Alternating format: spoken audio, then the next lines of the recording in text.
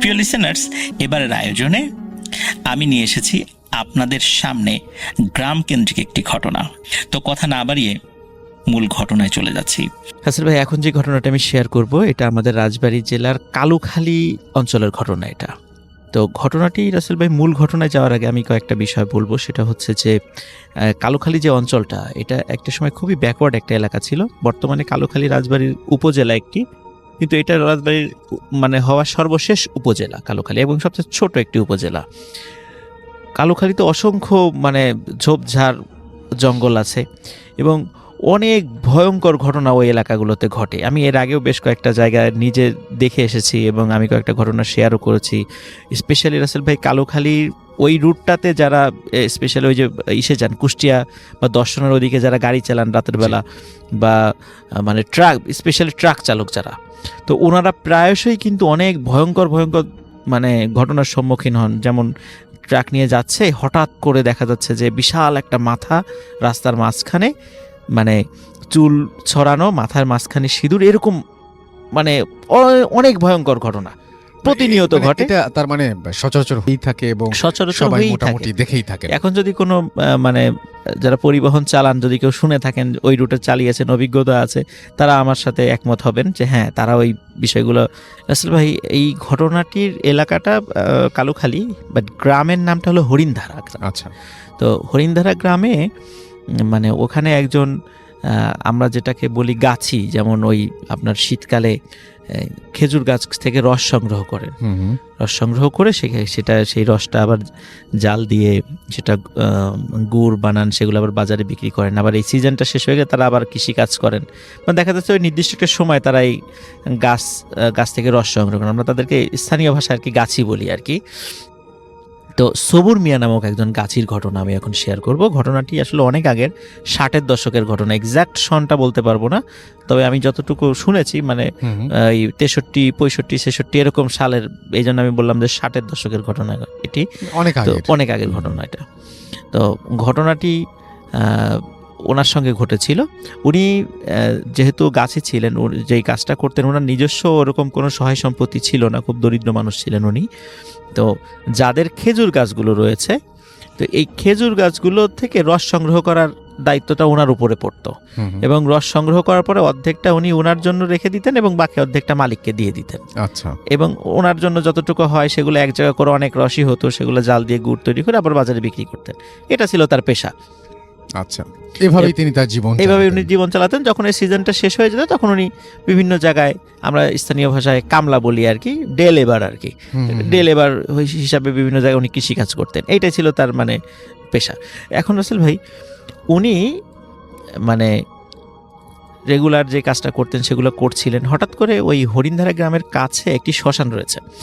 ওই শ্মশানের কাছে, মানে শ্মশানের এলাকার মধ্যে না, কিন্তু পাশে একজন মালিকের অনেকগুলো খেজুর গাছ রয়েছে, তো প্রায় 15-20টা খেজুর গাছ।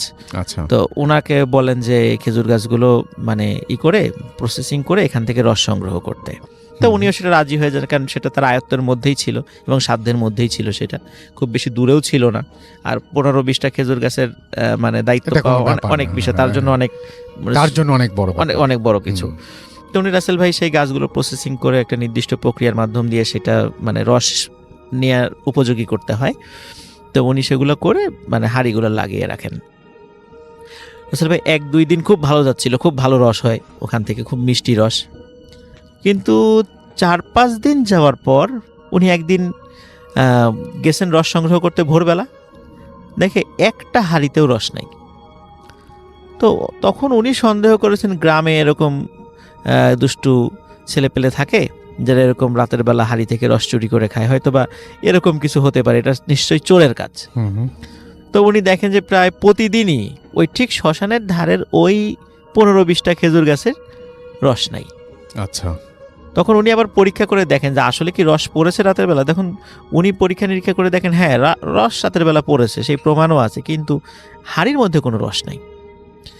এটা উনি যখন এরকম দেখছিলেন প্রতিনিয়ত রস চুরি হয়ে যাচ্ছে, তখন উনি এদিকে কিন্তু রাসেল ভাই ওই গাছের যিনি মালিক উনি তো এই কথা শুনবেন না, উনি কিন্তু প্রতিদিন ওই অর্ধেক রস বুঝে নেবেন তার কাছ থেকে, স্বাভাবিক। এখন উনি কিন্তু মালিক কোনোভাবে মানতেছে না। মালিক শেষে বললো যে ঠিক আছে, তাহলে তুমি পাহারা লাগাও, দায়িত্ব তোমার, তোমাকে দায়িত্ব দিয়েছে, এই দায়িত্ব তোমার। তখন উনি রাসেল ভাই চিন্তা করলেন যে পাহারা আর কাকে লাগাবেন, তাকে আবার অতিরিক্ত টাকা দিতে হবে। উনি নিজে চিন্তা করলেন আমি নিজেই পাহারা দিব, নিজেই পাহারা দেওয়ার মানে চিন্তা করলেন রাসেল ভাই। উনি রাতের বেলা হাতে একটা বড় লাঠি নিয়ে, উনি হাতে একটা হারিকেন এবং বড় একটা লাঠি নিয়ে উনি পাহারা দেওয়া শুরু করলেন। এখন প্রথম দিন পাহারা দিয়েছে ভালো, কিন্তু ভোরে দেখে ঠিক একই অবস্থা রাসেল ভাই। আচ্ছা, হাড়িতে রস নেই।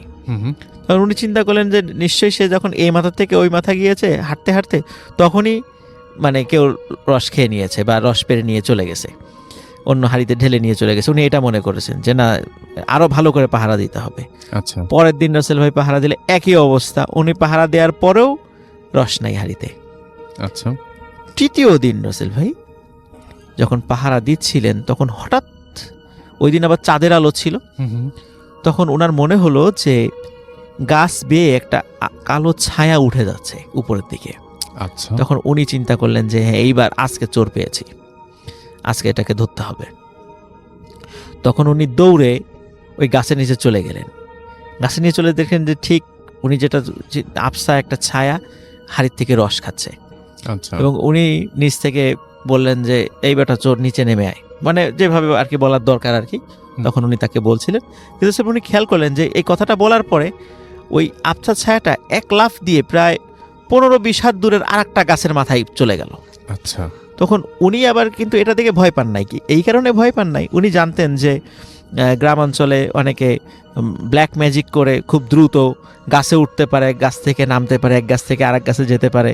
উনি মনে করেছেন কোনো দুষ্টু প্রকৃতির লোক ব্ল্যাক ম্যাজিক জানে, এই কারণে এই খুব সহজেই এই রস চুরি করে চলে যেতে পারছে এবং এক গাছ থেকে আরেক গাছে লাভ। উনি কোনো মানুষই মনে করেছেন। তো উনি যখনই যাই গাছের কাছে যান, দেখে যে সেই জিনিসটা লাভ দিয়ে আর একটা গাছে চলে যায়। তো এইভাবে রাসেল ভাই প্রায় 7-8টা গাছ উনি এরকম তাকে যখন তাড়া করলেন ওই জিনিসটাকে, তখন এক সময় দেখা গেল ওই জিনিসটা আর পালাচ্ছে না, সে আস্তে আস্তে নেমে আসছে। নেমে আসার পর রাসেল ভাই এমনিতে তার মেজাজটা খুব গরম ছিল যে এরকম রস চুরি করে খেয়ে যায়। উনি কোনো ধরনের কোনো মানে চিন্তা ভাবনা ছাড়াই ওনার হাতের লাঠি দিয়ে মানে খুব জোরে একটা বাড়ি মারেন। আচ্ছা, ওই জিনিসটাকে বাড়ি মারার পরপরই যখন ওই জিনিসটা পড়ে যায়, তখন পড়ার পরে উনি ওই জিনিসটার চেহারাটা দেখতে পান রাসেল ভাই।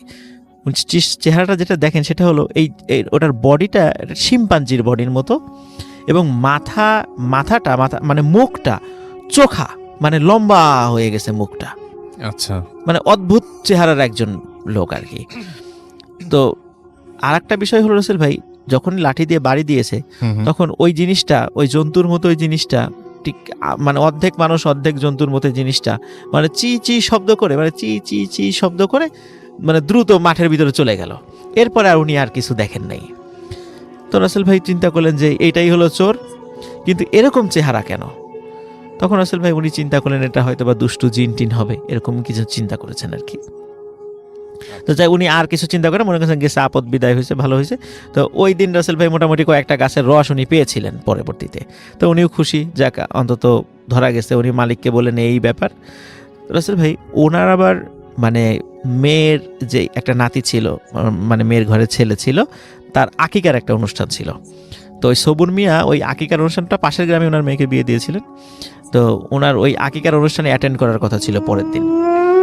তো উনি আকিকার অনুষ্ঠানে যখন অ্যাটেন্ড করলেন, অ্যাটেন্ড করার পরে যখন ওনার নাতিটা, ওনার বলেছে আমার নাতিটা কোথায়, সামনে নিয়ে এসো। যখন ওনার নাতিকে সামনে নিয়ে আসা হয়েছে রাসেল ভাই, তখন নাতিটা প্রচণ্ড জোরে চিৎকার দিয়ে মাটিতে পড়ে গেছে ওনার নানাকে দেখে। আচ্ছা, এবং মাটিতে ছটফট শুরু করে দিয়েছে, কোনো কথা না কারণে ছটফট শুরু করে দিয়েছে। এবং সবার চোখের সামনে রাসেল ভাই মানে ওই ছোট বাচ্চার শরীরটা মনে হচ্ছে যে মোটা হয়ে যাচ্ছে এবং আস্তে আস্তে, এবং ওর মুখটা আস্তে আস্তে লম্বা হয়ে যাচ্ছে।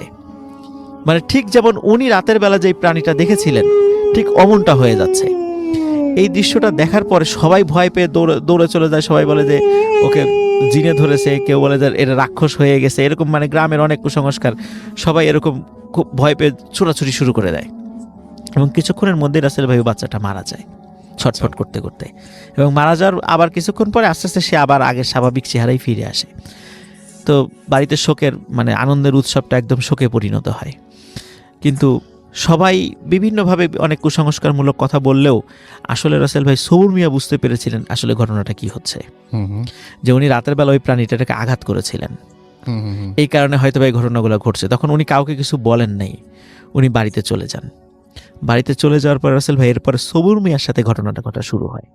সেটা হলো যখনই রাত হয়ে যেত, সবুর মিয়ার সামনে যেই আসতো, সবুর মিয়া তাকে দেখতো যে ওই শিম্পাঞ্জির দেহের মতো, ওই ব্যক্তির মুখটা ওরকম লম্বা, এরকম দেখতো উনি।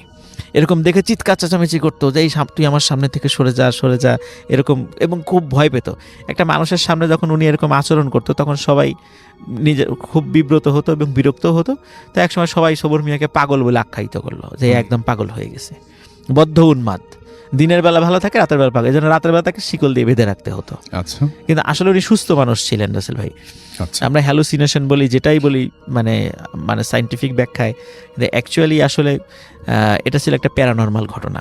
এরপর রাসেল ভাই যেটা হলো, রাতের বেলা মানে হুট করে ওনার ছোট ছোট বাচ্চা ছিল, ওনার বাচ্চা মেয়ের যেই ঘরে ঘুমায় থাকতো আর কি, ছেলেমেয়েরা, সেই ঘরে একটা খট করে শব্দ হয়। তখন ওনার ওয়াইফ পাশের ঘর থেকে উঠে যখন ওখানে যান, তখন বলেন যে কি ব্যাপার, আমাদের মেয়ে ছোট জন কোথায় গেল? দরজা তো বন্ধ, ওয়াশরুমও তো বাইরে, যদি বাইরেও যায় তা তো ওয়াশরুম, আর ছোট মানুষ বাইরে গিয়ে তো ডাক দিয়ে যাবে, একা তো যাওয়ার সাহসই নেই, তারপর দরজা বন্ধ সাথে সে কোথায় গেল? তখন রাসেল ভাই, এখন সবুর মিয়া তো শিকল দিয়ে বেঁধে রাখা হয়েছে, তখন তার শিকলটা খুলে দেখা, বলে যে তাড়াতাড়ি তুমি খোঁজো এখন তোমার মেয়েকে। তখন রাসেল ভাই ওনারা হাজব্যান্ড ওয়াইফ মিলে এবং গ্রামের অন্য লোকদেরকে ডাকে এবং ডেকে খোঁজা শুরু করে যে কোথায় আছে। রাসেল ভাই শেষ পর্যন্ত ওনার মেয়ের দেহটা ওই যে শ্মশানের পাশে যে খেজুর গাছ ছিল, সেই খেজুর গাছের উপর রক্তাক্ত অবস্থায় পাওয়া যায়, মানে ওনার মেয়েকে মানে মেরে ফেলেছে আর কি। তো রাসেল ভাই এই যখন উনিও এরকম উন্মাদ অবস্থা, এই ঘটনার সলিউশনটা যেভাবে আমি সেখানে যাচ্ছি, সেটা হচ্ছে যে আমাদের ওই কালুখালী বা আমাদের রাজবাড়ি অঞ্চলে বেশ ওই সময়টাতে এবং এখনও একটা মানে পীরের একটা মানে অনেক ভক্ত আছেন, মানে হক্কানি পীরের ভক্ত আছেন আর কি। তো ওই সময় আরও অনেক বেশি ছিল আর কি। তখন ওই বুজুর্গ ব্যক্তি যখন ওই এলাকায় আসেন, আসার পরে ওই সবুর মিয়াকে শিকল দিয়ে বেঁধে তার সামনে নিয়ে যাওয়া হয়।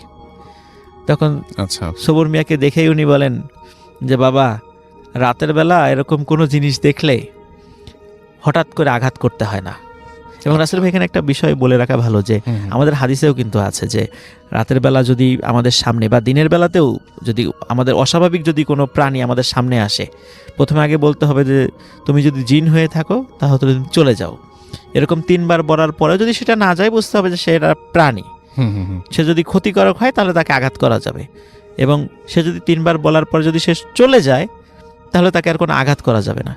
আসলে ভাই সবুর মিয়া কিন্তু এই ধরনের কোনো কথা না বলে উনি কিন্তু তাকে গালিগালাজ করে, এবং একটা সময় তাকে সে যখন গাছ থেকে নেমে আসছিল, নেমে আসার পরে সে কিন্তু আঘাত করেছিল, এবং আঘাতের প্রতিশোধ হিসাবেই কিন্তু এই ঘটনাগুলো ঘটেছিল। তো এই জন্য রাসেল ভাই রাতের বেলা চলার সময় কিন্তু আমরা এই ধরনের ঘটনার সম্মুখীন হতেই পারি, কিন্তু খুব সতর্কতার সাথে আমাদেরকে বিষয়গুলো হ্যান্ডেল করতে হবে।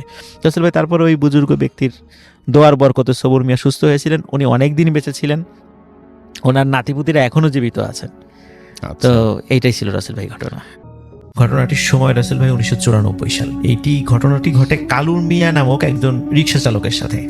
উনি প্রফেশনে একজন রিক্সা চালক ছিলেন। উনি যে কাজটা করতেন, ওনার বাড়িটা চুয়াডাঙ্গা এই আলমডাঙ্গা থেকে 7-8 কিলোমিটার ভিতরে ছিল, ভিতরে একটা গ্রামে ছিল। তো উনি সকালবেলা রিক্সা চালাতে চালাতে চলে আসতেন শহরে, এলাকায় রিক্সা চালিয়ে আবার রাতের বেলা বাড়িতে চলে যেতেন। এটা ওনার দৈনন্দিন একটা কাজ ছিল। তো গতানুগতিকভাবে উনি যেদিন ওনার সাথে ঘটনাটা শুরু হয়, সেদিন উনি আসেন চুয়াডাঙ্গা শহর রিক্সা চালিয়ে।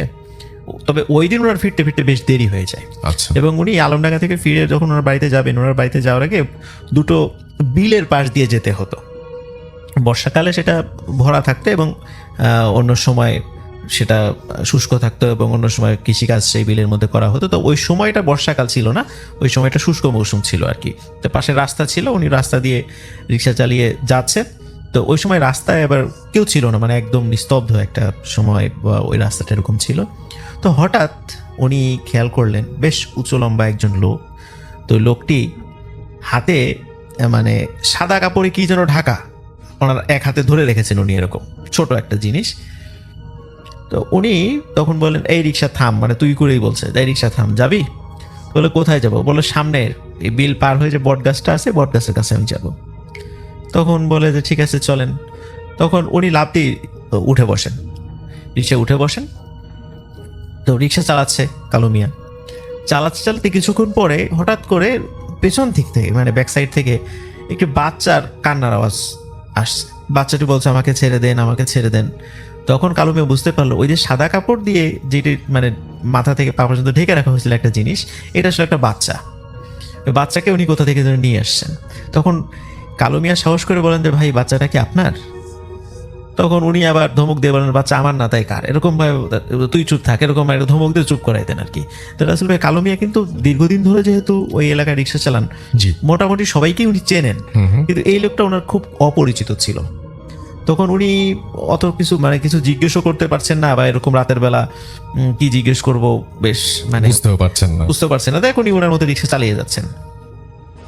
কিছু তো যাওয়ার পর রাসেল ভাই হঠাৎ আরেকটি লোক রিক্সার গতিরোধ করে, ঠিক ওনার মতোই উঁচা লম্বা, প্রায় একই রকম চেহারা, মনে হয় যমুজ ভাইটা এরকম কিছু হবে আর কি, প্রায় একই রকম চেহারা আর কি, চেহারার গঠন।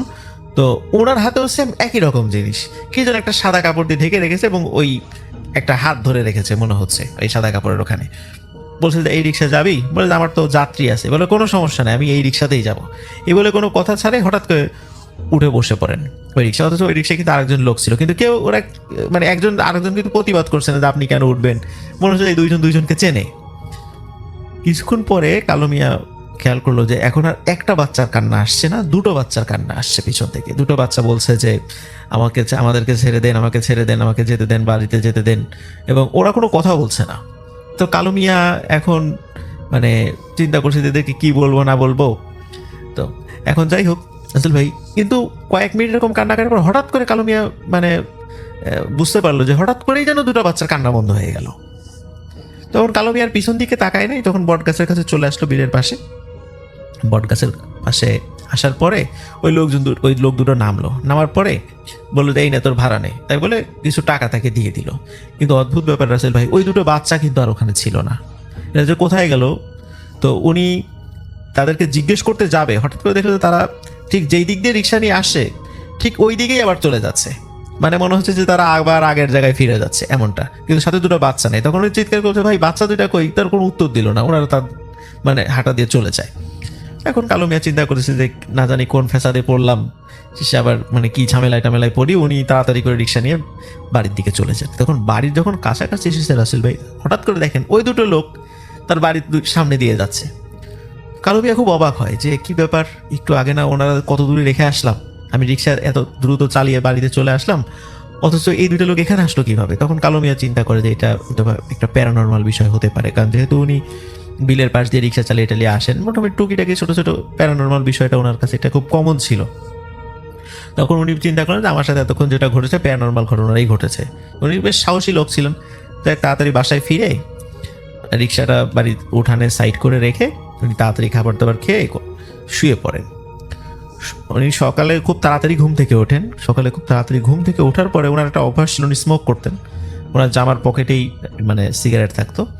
তো উনি যে কাজটা করলেন যে জামার পকেটে যে সিগারেট ছিল 2 পিস সিগারেট উনি রাতের বেলা রেখে দিয়েছিলেন আর কি। উনি জামার পকেটে হাত দিয়ে সিগারেট দুটো বের করেছেন। বের করে যখনই ম্যাচ দিয়ে সিগারেট ধরাতে যাবেন, হঠাৎ করে দেখেন এটা তো সিগারেট না, এ দুটো বাচ্চার আঙ্গুল, একটা হলো বৃদ্ধাঙ্গুলি এবং তর্জনী। এটা ওনার প্যাকেটের মধ্যে ছিল। হ্যাঁ, ওনার জামার পকেটের মধ্যে এটা ছিল। তো উনি খুব অবাক হন, কি ব্যাপার, এই সিগারেটের জায়গায় এই বাচ্চার আঙ্গুল আসলো কিভাবে? উনি তো চিৎকার দিয়ে বাড়ির লোকজনকে জড়ো করে ফেলেন যে আমার জামার পকেটের মধ্যে এরকম বাচ্চার আঙ্গুল। তখন ওনার বাড়ির লোকজন বলে কি ব্যাপার, তোমার রিক্সায় মানে রক্তের ছোপ লেগে আছে কেন? তখন উনি আবার তাড়াতাড়ি রিক্সায় যান, এবং রিক্সায় রাসেল ভাই দেখা যাচ্ছে যে আমরা সাধারণত রিক্সায় যে সিটের উপর বসি, সে সিটের নিচটা কিন্তু ফাঁকা থাকে, অনেক সময় রিক্সাওয়ালারা প্রয়োজনীয় জিনিস ওই সিটের নিচে রেখে দেন। মনে হচ্ছিল সিটের নিচ থেকে কোনো প্রবাহ এসেছে। তোমরা সবাই রিক্সার সিটটা যখনই উনি সরিয়েছেন তখনই দেখেন যে মানে মানে শুধু কঙ্কাল আছে, কঙ্কালের হাড়ের সাথে কিছু মাংস ঝুলে আছে আর মাথা দেখা যাচ্ছে, কিন্তু এটাতে কাল লাশ, চেহারা এত বিভৎস হয়ে গেছে। ওই দুটো বাচ্চাকে এমনভাবে নৃশংসভাবে হত্যা করে ওই সিটের নিচে রেখে দেওয়া হয়েছে। তখন এই দৃশ্য যখন ওরা দেখেন সবাই চিৎকার চেঁচামেচি শুরু করে দেন। আর যেহেতু এটা একটা মার্ডার, সেহেতু পুলিশকে তো অবশ্যই ইনফর্ম করতে হবে। পুলিশও আসেন। তো পুলিশ আসার পরে এই ডেড বডি যতটুকু অবশিষ্ট ছিল নিয়ে যান, এবং যেহেতু ওনার রিক্সাতে এটা পাওয়া গেছে সেহেতু তাকে তো ধরে নিয়ে যাবে, এটাই স্বাভাবিক। তাকে ধরে নিয়ে যাবে, উনি প্রায় 3 মাস জেলে ছিলেন আর কি। পরবর্তীতে উনি পুলিশি রিপোর্টে প্রমাণিত হয় যে না, উনি এটা হত্যাকাণ্ডের সাথে জড়িত নন। আর ভাই এই দুটো বাচ্চার লাশ ছিল পাশের গ্রামের, যারা রাতের বেলা মানে কোনো কারণে বের হয়েছিল বাসা থেকে হয়তো ওয়াশরুমে যাওয়ার জন্য বের হয়েছিল, কিন্তু ওরা ঘরে ফিরে আসে নাই। অনেক খোঁজাখুঁজি করছে, ফিরে আসে নাই। কিন্তু পাশের গ্রাম তো হয়তো তারা জানতে পারেনি, কিন্তু পরের দিন মানে যখন এরকমই হলো যে 2টা বাচ্চার লাশ, তখন ওনারা বুঝতে পারেন হয়তো এই 2টা বাচ্চার লাশই। তখন যখন কালো মিয়াকে চেহারার বর্ণনা, কালো মিয়া তো অন্ধকারে খুব ভালো দেখতে পারেনি বাচ্চার, তো যতটুকু বলেছে তা বুঝতে পারছে এই 2টাই সেই বাচ্চার লাশ। তো রাসেল ভাই মোটামুটি 3 মাস উনি এরকম কারাগারে ছিলেন। পরবর্তীতে প্রমাণিত হয় যে না, উনি এটা হত্যাকাণ্ডের সাথে জড়িত না। তো উনি আবার বাড়িতে ফিরে আসেন। তো ফিরে আসার পরে যেই বিষয়টা ঘটতে থাকে সেটা হলো রাসেল ভাই, উনি কিন্তু একটা বিষয় বলতে ভুলে গেছি, উনি কিন্তু রিক্সা চালানোর পাশাপাশি আর একটা প্রফেশনের সাথে যুক্ত ছিলেন। সেটা হচ্ছে গ্রামে কোনো পুরুষ লোক যদি মারা যেত তো কালো মিয়া এটাকে গোসল দিতে যেতেন। এটা মানে ওনার বাবা দাদা অনেক আগে থেকেই বংশ পরম্পরায় ওনারা এই কাজটা করেন আর কি। তো রাসেল ভাই হঠাৎ একদিন রাত 11টার দিকে, এই মানে জেলখানা থেকে আসার হয়তো 5-7 দিন পরে আর কি, রাত 11টার দিকে হঠাৎ করে ওনার বাড়ির দরজায় করা নাড়ছে। দেখে যে এনার গ্রামের পরিচিত 2জন মুরব্বী আসছেন ওনার বাড়িতে। এসে বলতেছেন যে গ্রামে যে কবিরাজটা ছিল, কবিরাজটা হঠাৎ করে মারা গেছে, তুমি তো তাড়াতাড়ি চলো, গোসল দিতে হবে। তখন কবিরাজটা ওনার খুব পরিচিত ছিল, ওনার বাবার বন্ধুও ছিল। তখন উনি শুনে খুব মানে শোকাহত হন যে কবিরাজ চাচা মারা গেছেন। বলছে ঠিক আছে আমি আসছি। এবারে উনি একটু ওনার একটু রেডি হয়ে চলে আসেন এবং এসে বলেন, এখন কবিরাজ চাচার বাড়িটা কালো মিয়া চিনত। এখন উনি ওইদিকে হাঁটা না দিয়ে ওই 2 মুরব্বী বলছে যে এদিকে না, আর একদিকে চলো। আর একদিকে কোন দিকে? কবিরাজের পুরান বাড়িতে, পুরান ভিটা। বলো পুরান ভিটায় তো কেউ থাকে না ওখানে। বলে না, ওর কবিরাজের ইচ্ছা ছিল যে ওনার দাফন কাফন এবং লাশ ধোয়ানো এইটার জন্য ওনার পুরান ভিটাতে হয়। পুরান ভিটাতে রাসেল ভাই ওই যে বিলের কথা বললাম, ওই বিলের কাছাকাছি আর কি। তখন কি আর করা, হয়তো বা বলে থাকতেও পারেন, এটা কালো মিয়া জানে না। তখন ওই 2জন মুরব্বীর সাথে উনি হাঁটা ধরেন এবং পুরান ভিটাতে কিন্তু একদম একটা বিরান জায়গা ছিল ওটা, মানে ওখানে কোনো থাকার কোনো উপযোগী কোনো ঘর ছিল না। সেখানে দেখা যায় সত্যি ওখানে একটা লাশ রাখা আছে খাটিয়ার উপরে। তখন লাশ ধোয়ানোর জন্য আনুষঙ্গিক সব জিনিস ছিল, একটা সাদা কাপড় দিয়ে লাশটা ঢাকা ছিল।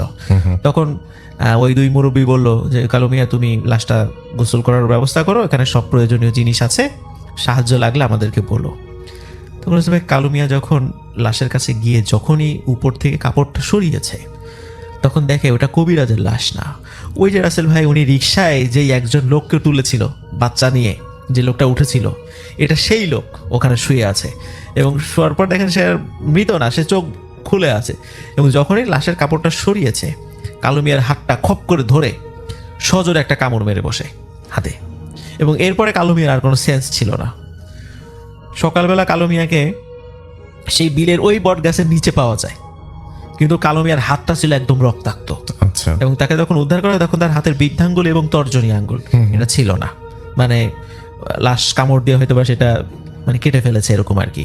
তো উনি এরপরে হাতের ট্রিটমেন্ট করান কয়েক মাস ধরে, আবার স্বাভাবিক জীবনে ফিরে আসার চেষ্টা করেন রাসেল ভাই। কিন্তু সমস্যা হলো উনি আগের মতো রিক্সাটা ওইভাবে চালাতে পারতেন না, কারণ যেহেতু 2 হাত বৃদ্ধাঙ্গুলি এবং তর্জনীর জোরটা ছিল না হাতে, এই জন্য উনি ওইভাবে ভালো করে রিক্সাও চালাতে পারতো না। উনি চিন্তা করেন একটু কৃষিকাজের দিকে আস্তে আস্তে উনি একটু মুভ করেন আর কি। তবে ওই লাশ ধোয়ার প্রফেশনটাও ওনার ছিল।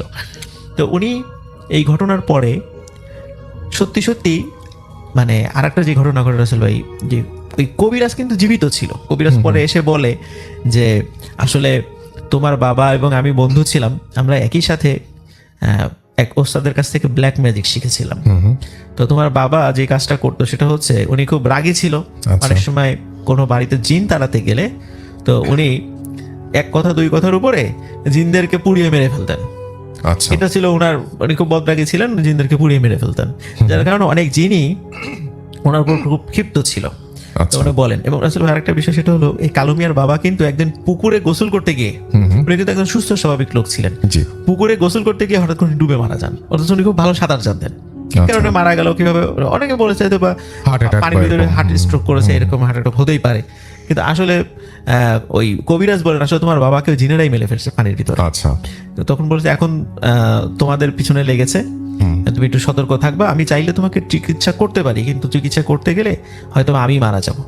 তো যার কারণে কবিরাজ তার চিকিৎসার দায়িত্ব নিতে নারাজ হন, যে এই সমস্যা যেটা তার সাথে হচ্ছে সেই সমস্যা উনি সলভ করতে পারবেন না। আচ্ছা, কিন্তু তারপরেও রাসেল ভাই কবিরাজের কাছে উনি অনেক রিকোয়েস্ট করেন যে আমাকে একটু চিকিৎসা করেন। তো কবিরাজ চিকিৎসা শুরু করে, কিন্তু শুরু করার 7 থেকে 8 দিনের মাথায় কবিরাজ হঠাৎ করে রাতের বেলা তার বাড়িতে মারা যান। কিভাবে মারা গেছেন এটা কেউ বলতে পারে না, হঠাৎ করে রাতের বেলা মারা গেছেন কবিরাজ। তো সেই কবিরাজের যথারীতি গোসল দেওয়ার দায়িত্ব কালো মিয়ার উপর এসে পড়ে।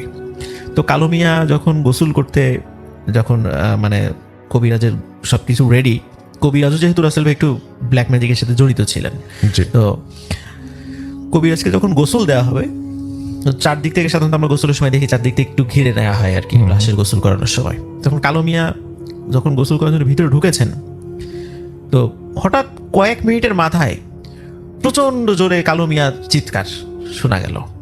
লোকজন তাড়াতাড়ি করে গিয়ে দেখে কবিরাজের লাশের জায়গায় পড়ে আছে, কিন্তু কালো মিয়া মানে মাটিতে পড়ে আছেন এবং মনে হচ্ছিল তার চেহারা মানে ভারী কিছু দিয়ে একদম থেতলিয়ে দেওয়া হয়েছে, মানে এমন খুব নৃশংসভাবে ওখানে তাকে হত্যা করা হয়েছে আর কি। তো কেন এমনটা হলো, কারণ ওখানে উপস্থিত, এটা কিন্তু দিনের বেলার ঘটনা, একদম মানে দিনের বেলার ঘটনা, কিন্তু ওই যেহেতু চারদিকে ঘেরা ছিল ওখানে কি হয়েছে কেউ জানে না।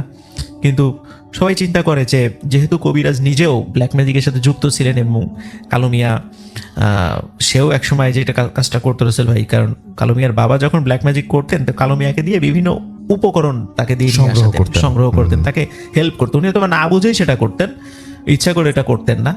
তো রাসেল ভাই এই কারণে সবাই ধারণা করে যে এই সমস্ত কারণে এই কাজের সাথে যুক্ত ছিল দেখেই শেষ পর্যন্ত কালো মিয়ার এই পরিণতিটা হয়েছিল। এটা রাসেল ভাই আলমডাঙ্গার আমাকে যে বলেছে সজীব, বলছে যে আলমডাঙ্গার খুব পরিচিত একটা ঘটনা এটা, মানে খুব এটা লোকজন অনেকেই প্রচলিত একটা ঘটনা, এই বিষয়টা অনেকেই জানেন রাসেল ভাই। আমরা তো ব্ল্যাক ম্যাজিকের স্টোরি বিভিন্ন সময় আমরা বলেছি, আমরা সবসময় বলেছি এইটা নিরুৎসাহিত করতে, কাউকে সহযোগিতা না করতে, এই বিষয় নিজে না করলেও যেন অন্যকে আমরা সাহায্য না করি, এতে কোনো না কোনোভাবে এর একটা প্রভাব আমাদের উপর এসে কিন্তু রাসেল ভাই পরেই, যেভাবেই হোক এসে আমাদের উপর পড়বে। এই জন্য কাউকে এই কাজে আমরা যেন সাহায্যও না করি, এটাই ছিল রাসেল ভাই। Thank you so much.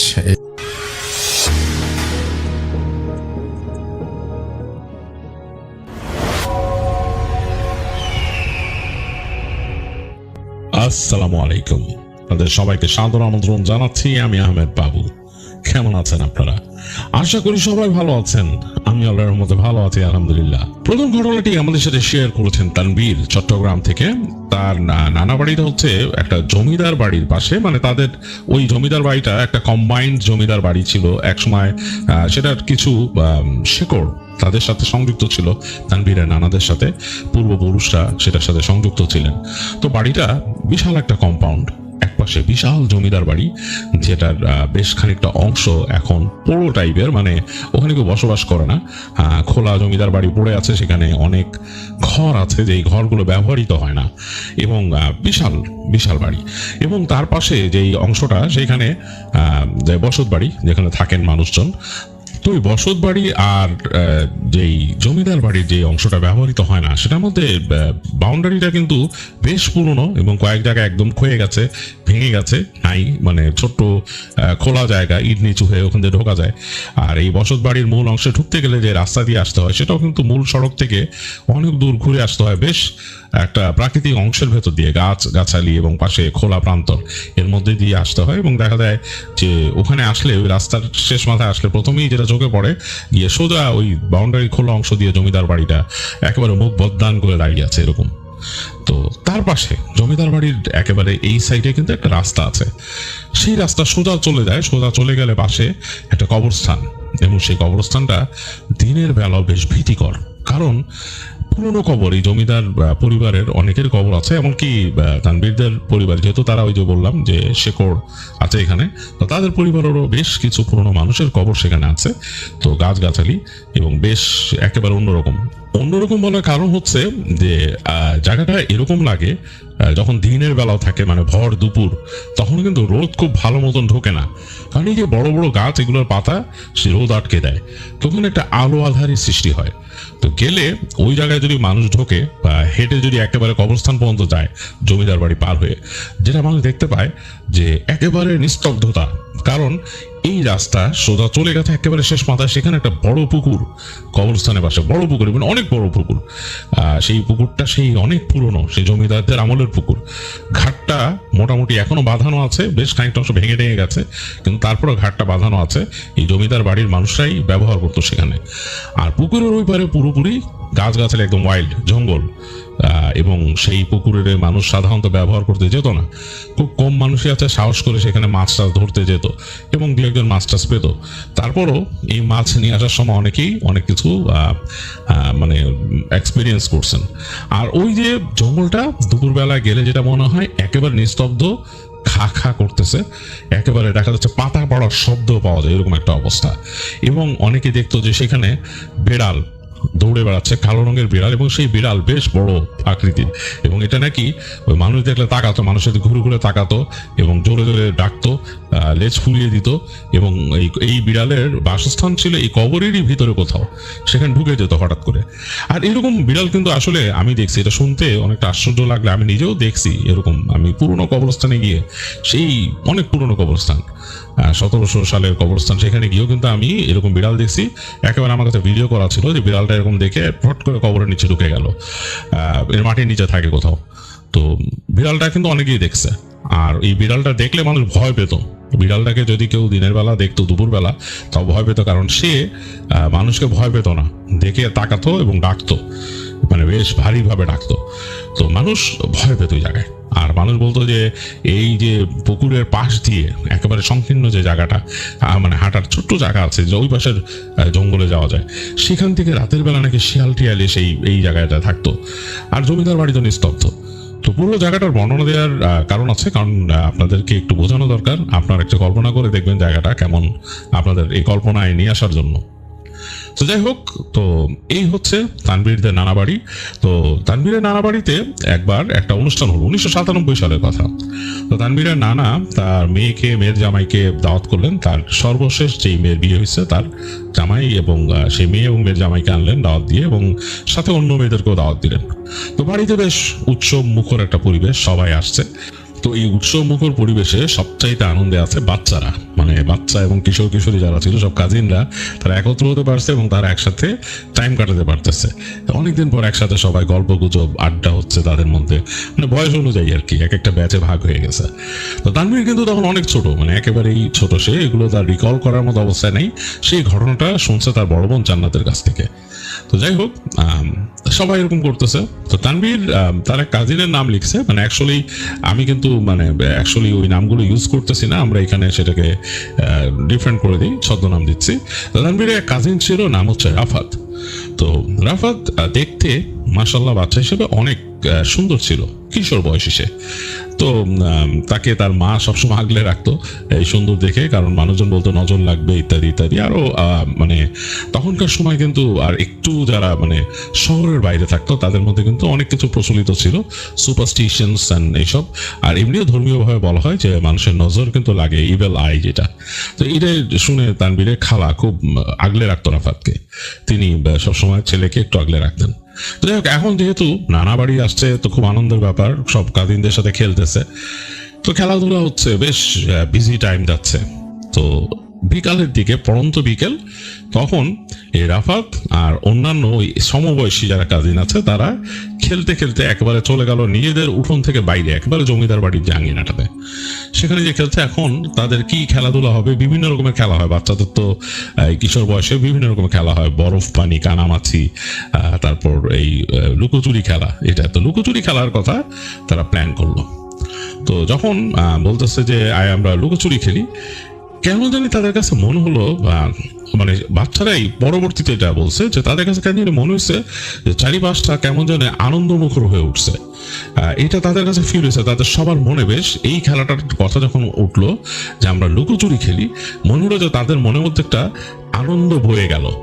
এবং এটা কেন হলো তারা কিন্তু বুঝতে পারেনি। তারা বলছে যে ওই সময় আমরা যখন এই লুকোচুরি খেলার প্ল্যান করলাম, কেমন জানি মনে হলো যে পুরো এই কম্পাউন্ডটাই তাদেরকে মানে আগ্রহ জোগালো এটা খেলার জন্য।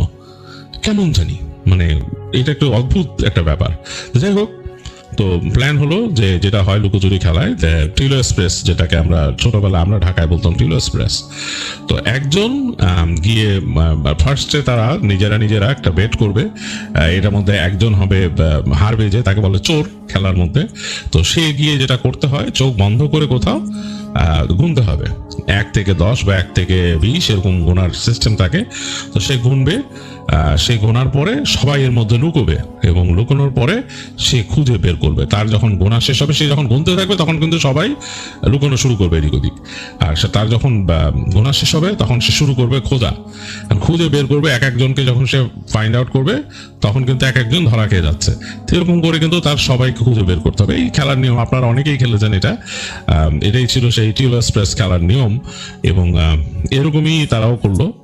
তো সেই বেট হলো। তো বেটের মধ্যে হেরে গেল হচ্ছে সেই রাফাত দেখা গেল যে ওই সেই বারবার মানে বিভিন্ন আউট হয়ে যাচ্ছে, তার মধ্যে সেই হলো শেষ পর্যন্ত চোর। তো রাফাত যখন চোর হয়েছে, মানে তাকে খুঁজতে হবে সবাইকে, তো বললো যে ঠিক আছে, তো তোমাকে যেটা করতে হবে, এইখানে চোখ মানে উঠোনের মধ্যে চোখ বন্ধ করে লাভ নাই, তুমি দেখবা। তো সে বলছে না আমি দেখবো না, কিন্তু ওনারা বলছে না তুমি দেখবা, এটা বিশ্বাস করি না আমরা। তুমি এখানে যাও, ওই যে একটা ঘর আছে, ওই যে কর্নারের দিকে একটা ঘর আছে। বাচ্চারা সবাই কিন্তু এই বাসা সম্বন্ধে, বাচ্চাদের মধ্যে কিন্তু ধারণা কম। তারা জানে পুরো বাড়ি, জমিদার বাড়ি, তাদের পূর্বপুরুষদের এখানে বাড়ি ছিল ইত্যাদি ইত্যাদি, কিন্তু তারা কিন্তু ভৌতিক ব্যাপারটা এত এইভাবে অনুধাবন করে নাই। তো তারা বললো যে ওই কর্নারের রুমটায় তুমি যে ওইখানের ভিতর থেকে গুনবা, সাউন্ড করবা, এর মধ্যে আমরা পলাবো বিভিন্ন জায়গায়। তো ঠিক আছে, রাফাতকে পাঠাই দেওয়া হলো কর্নারের রুমে। রাফাত চলে গেল। তো রাফাত যাওয়ার সময় একটু ভয় পাচ্ছিল, পেছন ফিরে তাকাচ্ছিল বারবার সবার দিকে। বলতে এইভাবে তাকাস কেন? বলে যে না ওই রুমের মধ্যে কে আছে, কিচ্ছু নেই, যা গুন, তুই গুনবি চুপচাপ, আর তাকাবি না কিন্তু এদিকে। তো যাই হোক, রাফাত আস্তে আস্তে উঠে গেল। বাসাটা তো এরকম যে কয়েকটা সিঁড়িতে উপরে উঠতে হয়, তারপর একটা করিডোর দিয়ে রাফাত একলা গেছে, যে ওই ঘরের সামনে দাঁড়াইছে। ঘরটা তার কাছে দেখে একটু ভয় লাগতেছিল রাফাতের কাছে, কারণ দরজাটা খোলা এরকম মেলা, কিন্তু ভেতরে কেমন জানি একটা অন্ধকার কোমট এনভায়রনমেন্ট, মনে হচ্ছে যে ভেতরে কেউ আছে, এরকম রাফাতের ফিল হচ্ছিল। তো এইসব জিনিস কিন্তু পরে রাফাত বলছে, মানে রাফাতের মুখের ভাষ্য এগুলা। তার কেন জানি মনে হচ্ছিল ভেতরে কেউ আছে, তাকে মানে সে গেলে দেখতে পাবে। তো সে ইতস্তত করতেছে, আবার তাকালো বাইরে, তো আবার তার কাজিনটা হাত দিয়ে দেখাচ্ছে তাকে ভিতরে যেতে। তো রাফাত মানে কিছু চিন্তা না করে ঢুকে গেল রুমে। তো রুমটা অন্ধকার, আলো আধারিতে ভরা। তো সে একপাশে গিয়ে গোনা শুরু করলো, 1 2 দেয়ালের দিকে তাকায়। আর সে অনেস্ট ছিল, সে দেখবে না, মানে ওই সময় বাচ্চারা আসলে অনেস্টি থাকে, খুব কম বাচ্চাই আছে যে চুরি করে দেখে। তো যাই হোক, এরকম গোনা শুরু করলো, 1 2 3 এরকম গুনতেছে। তো এর মধ্যে সবাই পড়ানো শুরু করলো। তো সবাই যখন লুকানো শুরু করছে, সবাই লুকায় যাচ্ছে। তো এরকম 6 7 তার 10 পর্যন্ত গোনার কথা আর কি, 10-এর মধ্যে লুকাইতে হবে। তাদের মধ্যে এই আন্ডারস্ট্যান্ডিং ছিল 10 গোনার মধ্যে লুকাইতে হবে। তো ওই টাইমটা আসলে এক্সটেন্ড হয়, যে মানুষ কে কত দূর পর্যন্ত যেতে পারবে প্যারামিটার বলে দেয়, যে এই এতটুকুর মধ্যে লুকাইতে হবে। তো ওদের প্যারামিটার ছোট ছিল, 10 পর্যন্ত গোনার কথা। তো সে যখন 1 2 3 করে 6 না 7-এ একটু সময় নিয়ে গোনে, 6 বা 7-এর পরে কিন্তু কেউ আর তার এই কল শুনে নেই। তো যাই হোক, সবাই লুকায় পড়ছে এর মধ্যে, বিভিন্ন জায়গায় লুকায় বলতেছে নিজেরা, মানে যে যার মতো ভাবতেছে। আবার অনেক সময় টিম করে লুকায়, 2 জন একসাথে লুকায়, এরকম আছে। তো তখন তারা বলতেছে যে এই তো দুষ্ট, ও 10 গুনলো না, এরপর চুপ করে আছে, ও নিশ্চয়ই এরপরই বের হয়ে গেছে রুম থেকে, দেখতেছে। তো সবাই ঘাপটি মেরে আছে নিজের মতো। এর মধ্যে অনেক সময় পার হয়ে যাচ্ছে। তো ওরা কিন্তু পরন্ত বিকালের দিকে খেলা শুরু করছিল। তো লুকায় থাকতে থাকতে একসময় ধৈর্যচ্যুতি ঘটলো এদের, কারণ বুঝতেছে এখান থেকে তারা বিভিন্ন জায়গায় লুকাইছে, ওই বাড়ির সেই পুরনো বা জমিদার বাড়ির, কেউ এই দেয়ালের পেছনে, কেউ অন্য রুমের কর্নারে, এরকম। তো ওদের মধ্যে একজন বেশ ভয় পাওয়া শুরু করলো। সে মানে একা লুকাইছিল একদম এই পাশের একটা ঘরে, এবং সে এখান থেকে দেখতেছিল যে আলো কমে যাচ্ছে এবং অনেক সময় গেছে, কিন্তু কেউ কিন্তু বের হয়ে আসতেছে না। তো ও আসলে ভয় পেয়ে গেছে, কারণ হচ্ছে ওর কাছে কেন জানি মনে হলো তার রুমের মধ্যে কেউ আছে, মানে মানে তার সে যে রুমের মধ্যে আছে কেউ একজন আছে, এবং একসময় সে শুনলো চাপা একটা হাসির শব্দ, মনে হচ্ছে ভারী কোনো কণ্ঠে কেউ চাপা হাসি দিছে। বড়রা ছোটদের দুষ্টুমি দেখলে যেভাবে হাসে ওরকম। তো সে এরকম কেঁপে উঠছে, কেঁপে উঠে পিছনে তাকাইছে, তার কাছে মনে হচ্ছে যে অন্ধকার কোণটা, মানে ঘরের যে কোণাটা একদম কর্নার, দুই দেয়াল যেখানে মিশছে, ওই কর্নারে অন্ধকারের মধ্যে কেউ বসে আছে এরকম মনে হচ্ছে। সে দেখতে পাচ্ছে না, কিন্তু তার কাছে মনে হচ্ছে। তো ভয় পাইছে সে তাড়াতাড়ি বের হয়ে আসছে, কারণ সে চিন্তা করছে যে আমি ধরা পড়লে পড়বো, অসুবিধা নেই, আর বাইরে তো অন্ধকার, মানে তখন অলরেডি মানে আলো একদম পড়ে গেছে, মানে যেই সময়টা মানে গধূলির সময় যেটাকে বলে এরকম সময় হয়ে গেছে। তো সে বের হয়ে আসছে, বের হয়ে এসে দেখতেছে কেউ নাই, পুরো খালি, করিডোর খা খা করতেছে, এই পাশে উঠান খালি। তো সে সবার নাম ধরে ডাকা শুরু করলো, এই অমুক অমুক বের হয়ে আসো, ওর তো কোনো খবর নাই, রাফাত কাউরে খুঁজতেছো না, কি ব্যাপার, কাউরে তো ধরলো না এতক্ষণ হয়ে গেছে। তো সে যখন চিল্লাইতেছে কর্নারে, তারপর দেখলো যে কয়েকজন বের হয়ে আসছে, পুরো এই দেয়ালের এই পাশ থেকে ওইখান থেকে কয়েকজন আসছে। তো তারা সবাই মিলে আবার গেল ওই তাদের ওই বিল্ডিং এর পিছনে, দেখলো যে ওরা 2-3 জন ছিল, তারাও 2 জন মানে তারা ব্যস্ত হয়ে গেছে, লুকায় ছিল গাছের পিছনে, কিন্তু বের হয়ে আসলো। বের হয়ে আসার বললো যে কি হয়েছে, মানে বলে যে রাফাত তো দেখতেছি না, কাউরই তো খুঁজে নেই, কোথায় তোমরা কেউ দেখছো রাফাতকে? বলে না, বলে এই দেখো অন্ধকার হয়ে যাচ্ছে। তো সবাই যখন একসাথে হয়েছে, প্রায় 5-7 জন ছেলে, তো তাদের মধ্যে থেকে আরো একজনকে পাইতেছে না তারা, সে কোথায়? তো ওকে খুঁজতে খুঁজতে তারা ওই পুরা যে জমিদার বাড়ির কম্পাউন্ডের পিছন দিকে চলে গেছে। এটি কিন্তু অন্ধকার খুব দ্রুত নেমে আসতেছে। তো দিয়ে দেখতেছে ওইখানে মানে ওরা দেখতেছে যে কবরস্থান এখানে শুরু হয়েছে। তো কবরস্থানে ওখানে দিয়ে জোরে জোরে ডাকা শুরু করলো, ওর নাম ধরে, রাফাতের নাম ধরো, 2 জনের নাম ধরে ডাকতেছে। তো দেখা গেলো যে 2-3 বার ডাকার পর একসাথে ডাকতেছে। তো ওই ছেলেটা বের হয়ে আসছে, সে বের হয়ে আসছে একদম, তার মানে মনে হচ্ছে ঘুম। তো ওর বলতে হাত দিয়ে ডাকছে, এদিকে আসো তাড়াতাড়ি। তা আসলো, আসার পর কি হয়েছে তোমার? বলে আমি তো প্রায় ঘুমাই গেছিলাম এখানে। কোথায়? বলে যে ওই কবরের পিছনে, কবরটার পিছনে লুকায়। বলে এটা কোনো কথা নাকি, তুমি কেন ওইদিকে লুকাইছো? বলে যে আমি বসে আছি লুকায় থাকতে থাকতে, তুমি তো কবরস্থানে কেন গেছো দূর, আমার যাতে খুঁজে না পায়। যাক, রাফাতকে তো পাইতেছি না। তো যাই হোক, সবাই মিলে আসছে, এখন অনেকক্ষণ তারা রাফাত ডাকাডাকি করলে, এর মধ্যে কিন্তু অন্ধকার হয়ে গেছে। তো তারা আর দূরে গেল না, একেবারে বাসায় চলে আসলো। বাসায় এসে সবাইকে বলতেছে যে এরকম আমরা রাফাতকে খুঁজে পাইতেছি না। কি হয়েছে তখন জিজ্ঞেস করলো, রাফাতের মা আসছে দৌড় দিয়ে, কি হয়েছে? বললো যে এরকম টিলো এক্সপ্রেস খেলতেছিলাম, রাফাত তো হারছে, চোর হয়েছে, ও গুনতেছিল, তারপর আরও আছে না, কোথাও নাই। বলে কোথায় গুনতেছিল? রাফাতের মা বলে যে বলতেছে কোথায়? বলে ওই যে ওই রুমে। তো তিনি যখন শুনছে ওই রুমের কথা, তখন নাকি তিনি সাথে সাথে মূর্ছা গেছেন, মানে পড়ে গেছেন। তো অন্যান্য মুরব্বীরা এসে ধরছে তাড়াতাড়ি, তা জিজ্ঞেস করলো কি হয়েছে, তাকে তার বাচ্চাদেরকে জিজ্ঞেস করছে কি হয়েছে, বলছে যে এরকম রাফাত। তো তারা হচ্ছে রাগ করে উঠলো, বলে তোদের কে বলছে ওখানে যাইতে, আর ওইখানে কেন পাঠাইছিস ওই রুমে? ওই রুমে কেন পাঠাইছিস? তখন আমরা কি জানি ওই রুমে কি পাঠাইছি। এদের মধ্যে তারা সুন্দর শুনতেছে যে নিজেদের মধ্যে কথা বলে মাস্টার সাহেব শুনতেছে। তো মাস্টার সাহেব শুনে তারা বলছে কি মাস্টার সাহেব কি? তাহলে আচ্ছা বাচ্চাদেরকে বলো না সরানো এখানে। তো সরাই নিল। তো যাই হোক, এটা ব্যাপারটা হচ্ছে যে ওইখানে একজন টিচার থাকতো। তো ওই টিচার পরবর্তীতে কোনো একটা কারণে কোনো কারণে তাকে ওখানে শাস্তি দেওয়া হয়েছিল জমিদার বাড়িতে, এবং অনেকেই মনে করতো যে ওই টিচারের যে প্রেতাত্মা সেখানে আছে সেটা অনেকে বিশ্বাস করতো। এবং কিন্তু সত্যিকার অর্থে যারা এখনকার যারা হুজুর ছিলেন তারা বলছেন যে এটা আসলে জিন, এটা কোনো প্রেতাত্মা না, এই টুকিটাকি যে মানুষকে দেখা দেয় ইত্যাদি ইত্যাদি, এটা কোনো জিন, এটা কোনো মাস্টারের আত্মা না বা টিচারের আত্মা না।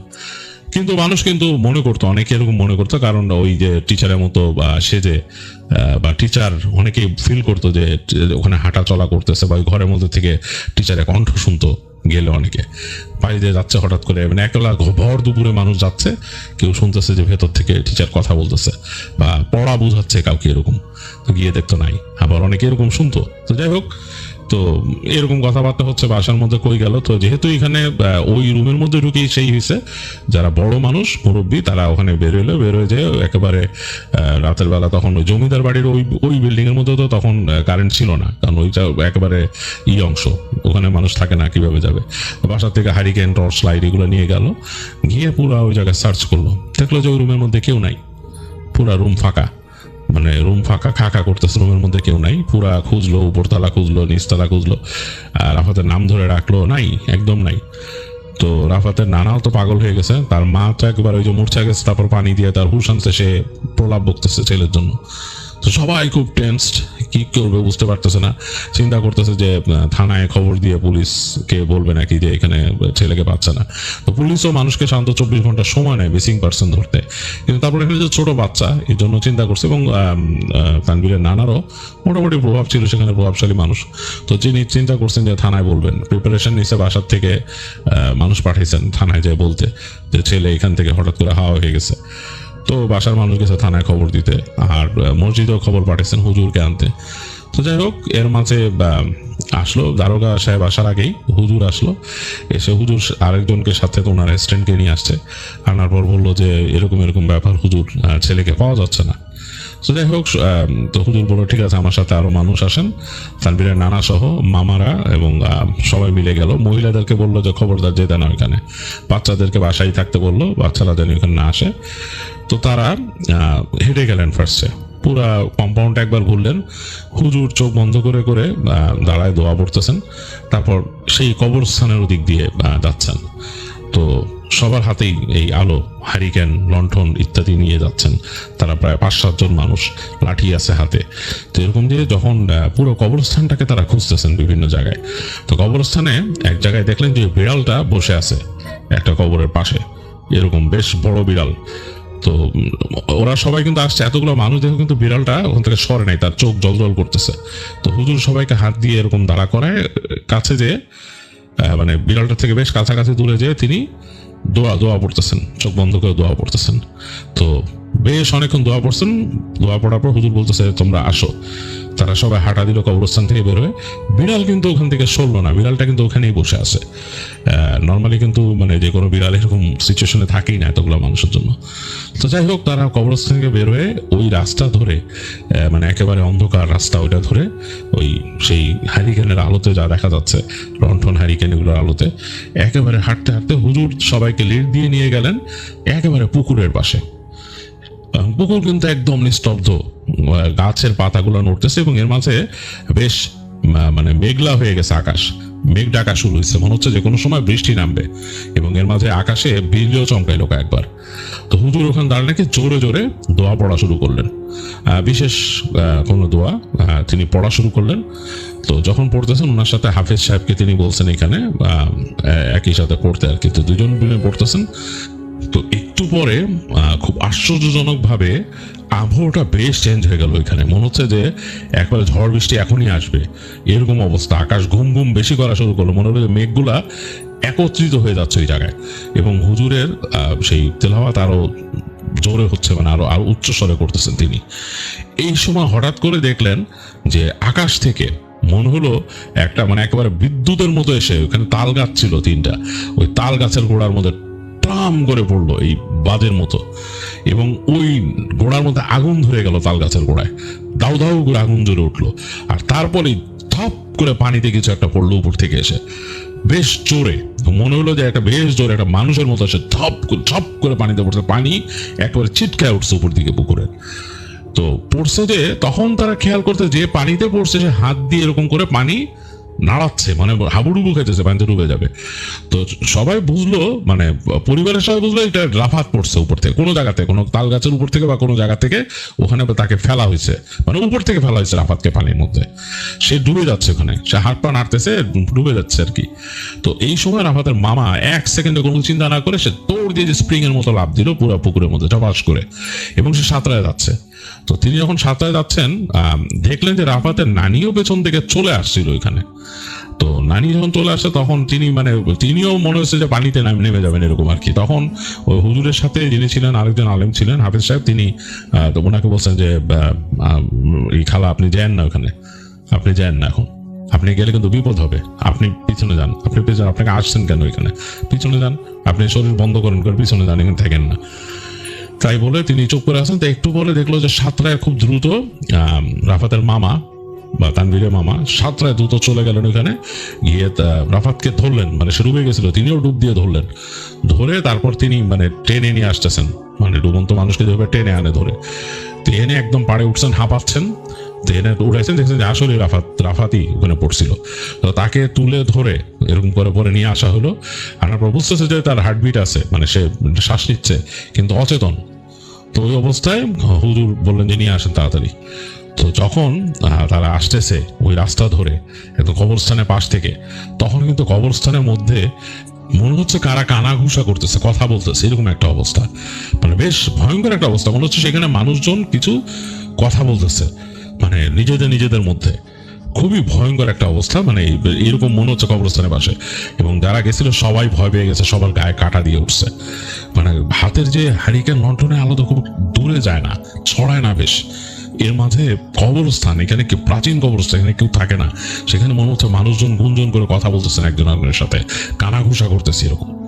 তো যাই হোক, তো মোটামুটি তারা ওই জায়গাটা পার হয়ে গেল, পার হয়ে কবরস্থান পার হয়ে একদম চলে আসলো তাদের বাড়ির উঠানে এনে বারান্দায় রাফাতকে শোয়ানো হলো। শোয়ায় তাড়াতাড়ি তার পানি যতটুকু তার পেটে ঢুকছিল বের করা হলো, এবং সে বের করে দিল, কাছতে কাছতে সব পানি বের করে দিল।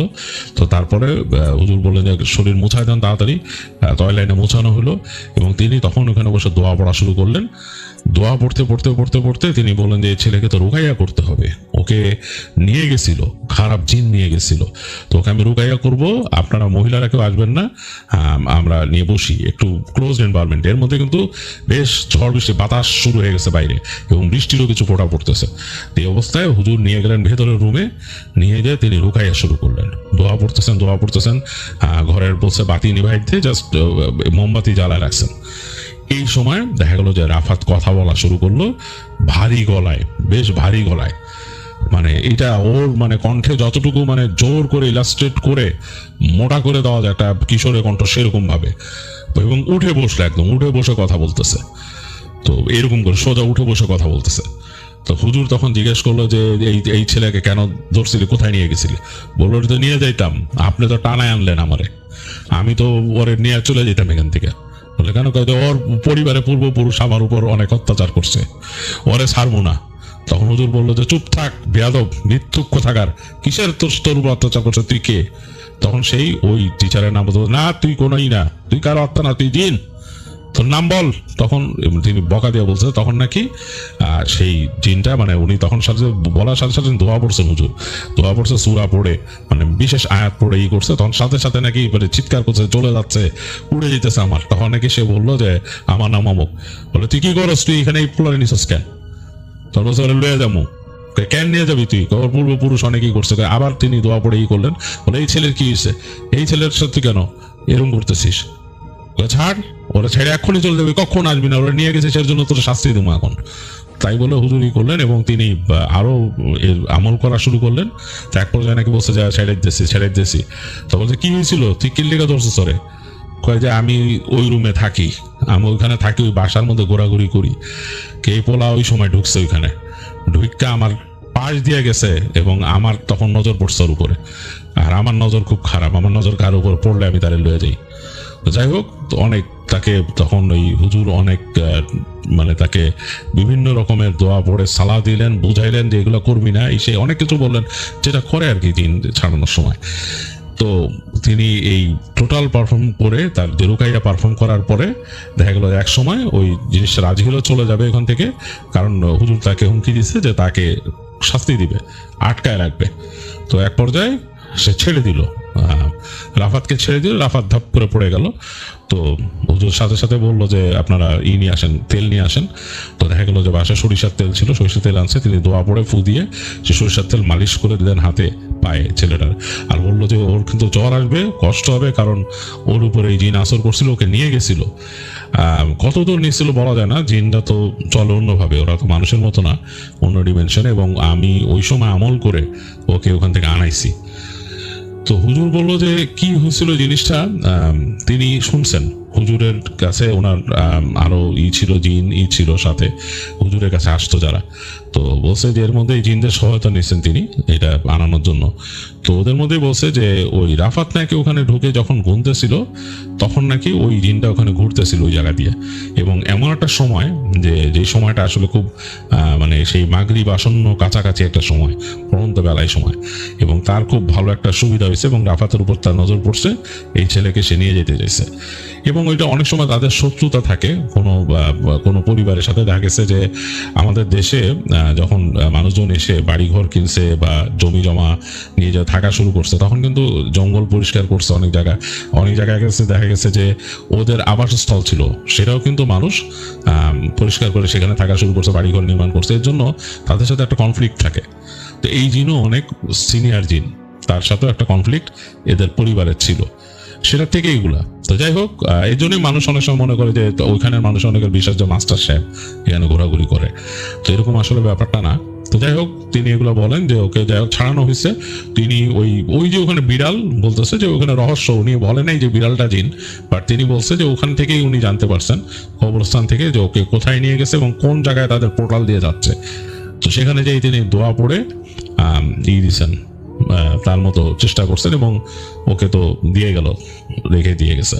তো পরবর্তীতে হুজুর বলে যান যে রাফাতকে এখানে যে কয়দিন থাকবে সাবধানে রাখতে, এবং দোয়া দুরুদ পড়ে তিনি ফু দিয়েছেন এবং বলছে যে তারপরে তার বাড়িতে গেলেও তাকে ঠিক মতো দেখে শুনে রাখতে, বেশ কিছুদিন তার উপরই করতেন। আর বলছে যে ওর দেখতে শুনতে মাশাআল্লাহ সুন্দর, ভালো, ওর উপর এরকম উপরি জিনিসের নজর পড়তেই পারে, তো ওকে সাবধানে রাখবেন। ও যখন মোটামুটি যুবক বয়স হবে তখনও সাবধানে রাখবেন।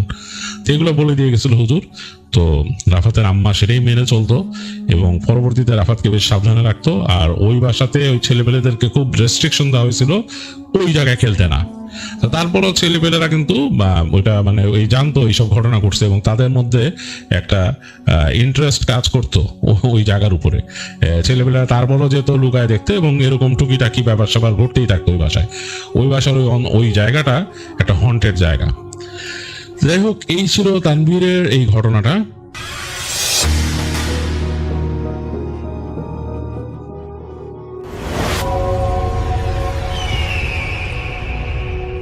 হ্যালো লিসেনার্স, আসসালামু আলাইকুম। আশা করি সবাই ভালো আছেন। আমার নাম রিপন, আমি লালমেট থেকে বলতেছি। সবাইকে পবিত্র ঈদুল আজহার শুভেচ্ছা জানাচ্ছি। ঈদ মোবারক। আশা করি আপনাদের ঈদ অনেক ভালো কাটবে। তো আমি সরাসরি আমার ঘটনায় চলে যাচ্ছি। আজকে যে ঘটনাটা আমি আপনাদের মাঝে শেয়ার করব, এই ঘটনাটা আমার কাছে শেয়ার করেছেন আমার এক বন্ধু, তার নাম সবুজ। সঙ্গত কারণে তার ঠিকানা বা তার বাসার স্থান সবকিছু বলা যাচ্ছে না।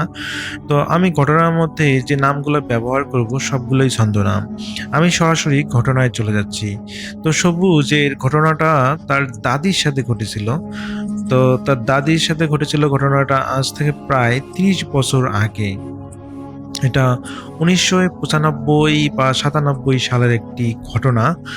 তো এটা প্রায় 30 বছর আগের বলা যায় এমন একটা ঘটনা। তো সেই ঘটনাটা আমি এখন আপনাদের মাঝে শেয়ার করব। তো আমি সরাসরি ঘটনায় চলে যাচ্ছি। তো সবুজের দাদি ছিলেন খুবই গরিব একজন মানুষ। তো দেখা যায় যে তার 2টা সন্তান ছিল। তো তারা হচ্ছে তাদের নিজের জীবিকা নির্বাহ করার জন্য তারা সবসময় তাদের ফ্যামিলি নিয়ে ব্যস্ত থাকতেন। এই কারণে দেখা যায় যে সবুজের দাদিকে দেখার মতো কেউ ছিল না।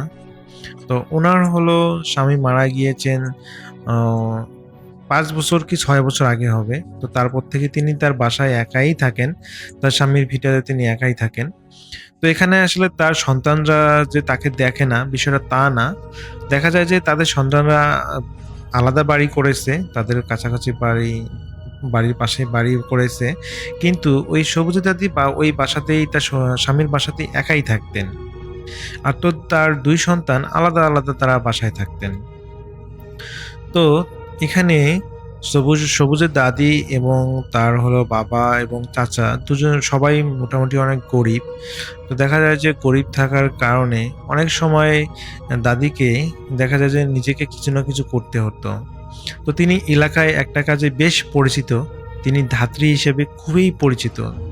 এখানে ধাত্রী বলতে আমি বোঝাচ্ছি যারা ওই গ্রামে বাচ্চা কাচ্চা হলে যে দাইমা বলে, যেটা আর কি, যে ওনাকে নিয়ে যাওয়া হয় এবং উনি বাচ্চা কাচ্চা প্রসব করাতে খুবই এক্সপার্ট। তো সেই সময় আজ ঘটনা যেহেতু 2000 সালের আগে, তো সেই সময়কার কিন্তু এখনকার মতো এত আধুনিক চিকিৎসা ছিল না। সে সময় মানুষ যে মেয়েরা বাচ্চা প্রসব করতো, সে সময় প্রধান চিকিৎসক হিসেবে এই দাইমারা কিন্তু প্রচুর পরিমাণ ভূমিকা রাখতেন। তো সবুজের দাদি ছিল এইরকম একজন দাইমা যিনি খুবই এক্সপার্ট। বিশেষ করে সন্তান জন্মদান ক্ষেত্রে সাহায্য করতে। তো প্রায় জায়গা থেকে, বিশেষ করে এলাকার বিভিন্ন জায়গা থেকে যখন বা কারো বাচ্চার প্রসব বেদনা উঠতো, সেই সময় তাকে ডাক পড়তো এবং তাকে নিয়ে যাওয়া হতো, এবং বিনিময়ে কাজ শেষে দেখা যায় যে বিনিময়ে সেই সন্তানের পরিবার তাকে খুশি হয়ে টাকা পয়সা দিত, এবং ওটা দিয়ে ওনার বেশ ভালোই চলতো।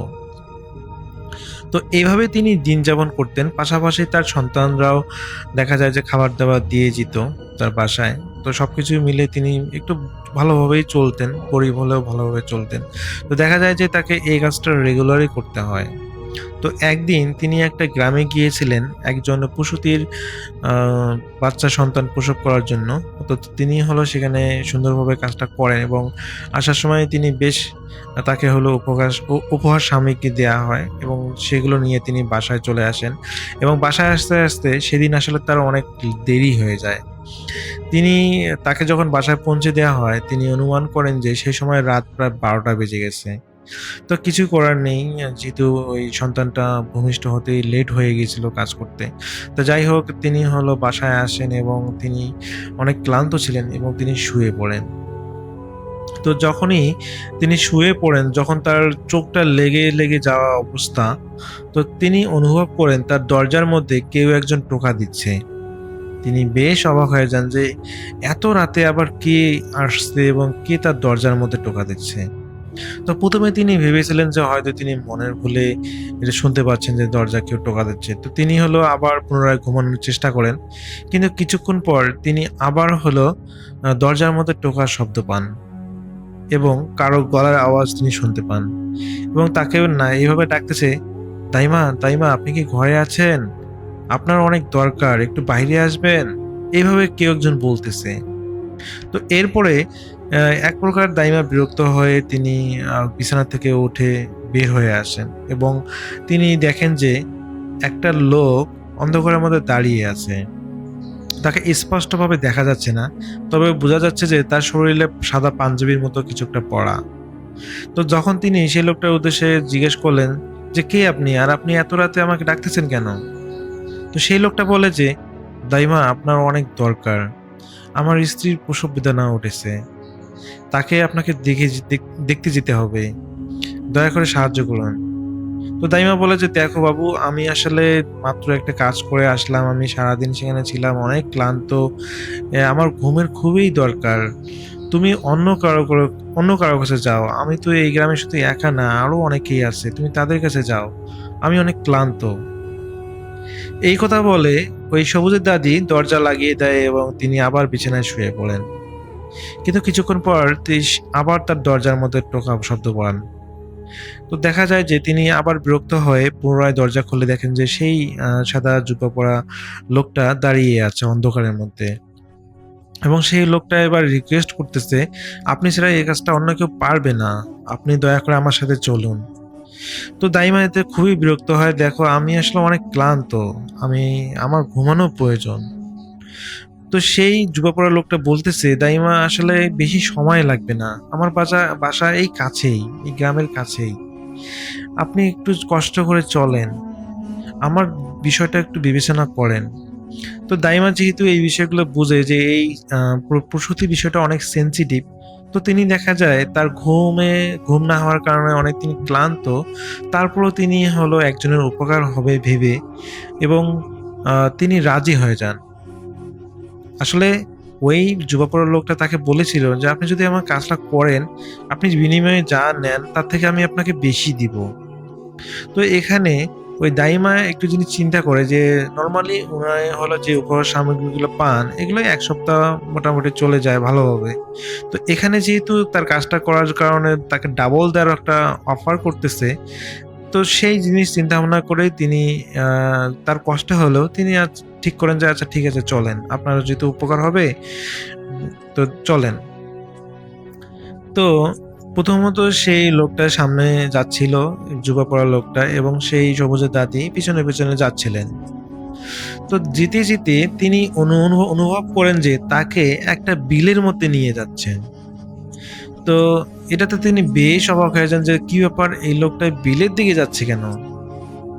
তো যখনই তিনি সেই লোকটাকে জিজ্ঞেস করতেছেন, কি ব্যাপারে আপনি বিলের দিকে যাচ্ছেন কেন, আপনার বাড়ি কোথায়, আমাকে কোথায় নিয়ে যাচ্ছেন, কিন্তু সেই যুবাপড়া লোকটা বলে, এই তো সামনে, আর একটু সামনে আসেন। ততক্ষণে রাসেল ভাই ওই সবুজের দাদি বুঝতে পেরেছেন এটা কোনো সাধারণ মানুষ নয়। কারণ সেই মানুষটা, আমরা নর্মালি যখন হাঁটি তখন আমাদের পায়ের শব্দ হয়, কিন্তু সেই মানুষটা, সেই যুব্য পরা মানুষটা যখন হাঁটতেছেন মনে হচ্ছে যে তার পায়ের কোনো সাউন্ড হচ্ছে না। অথচ দাদি তিনি নিজের সাউন্ড, পায়ের আওয়াজ শুনতে পাচ্ছেন, অথচ তার সামনে থাকা ব্যক্তিটার কোনো পায়ের আওয়াজ শুনতে পাচ্ছেন না। তার কাছে মনে হচ্ছে যে সেই মানুষটা মাটির উপরে উড়ে উড়ে যাচ্ছে, যার কারণে একদম নিস্তব্ধ।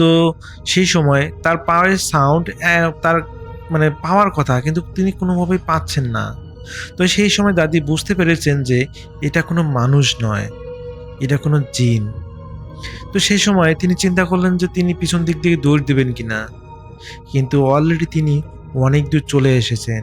আর যদি এটা সত্যি সত্যি জিন হয়ে থাকে, আর যদি তিনি পিছনে ফিরে দৌড় মারেন, তাহলে হয়তো বা সেই জিনটা তার প্রাণ নিতে পারে এবং তার অনেক বড় ক্ষতি করতে পারে। তো এই চিন্তা ভাবনা করে দাদি সিদ্ধান্ত নিলেন যে দেখা যাক আসলে তাকে কোথায় নিয়ে যায়।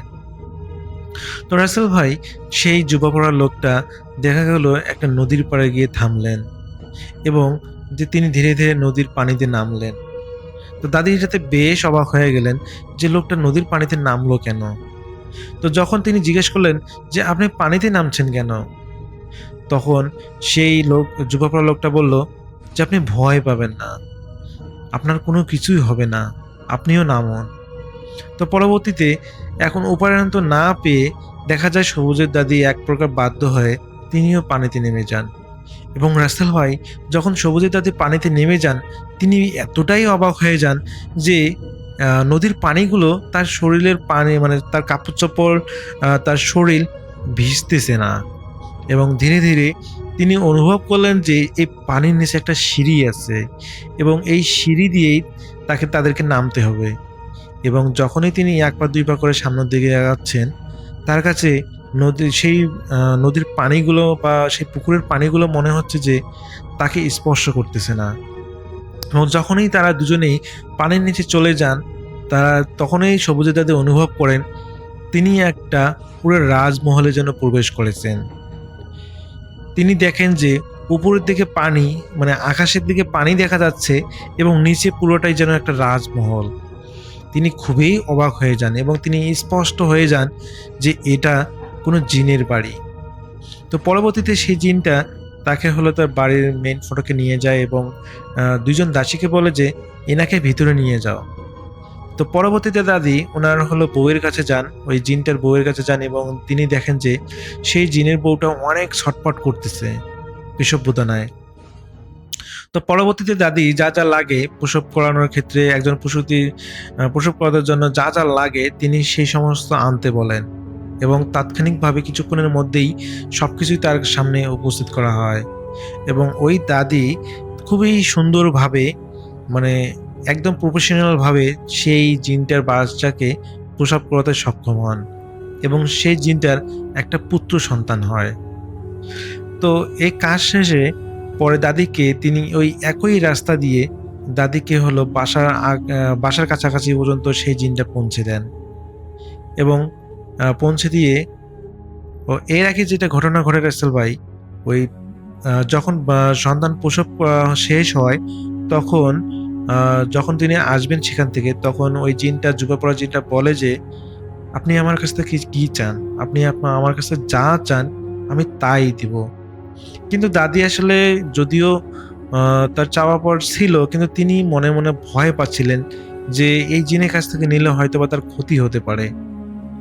তো তিনি সেফ মানা করে দেন, আমি আসলে কিছুই চাই না, আমাকে বাসায় পৌঁছে দেন।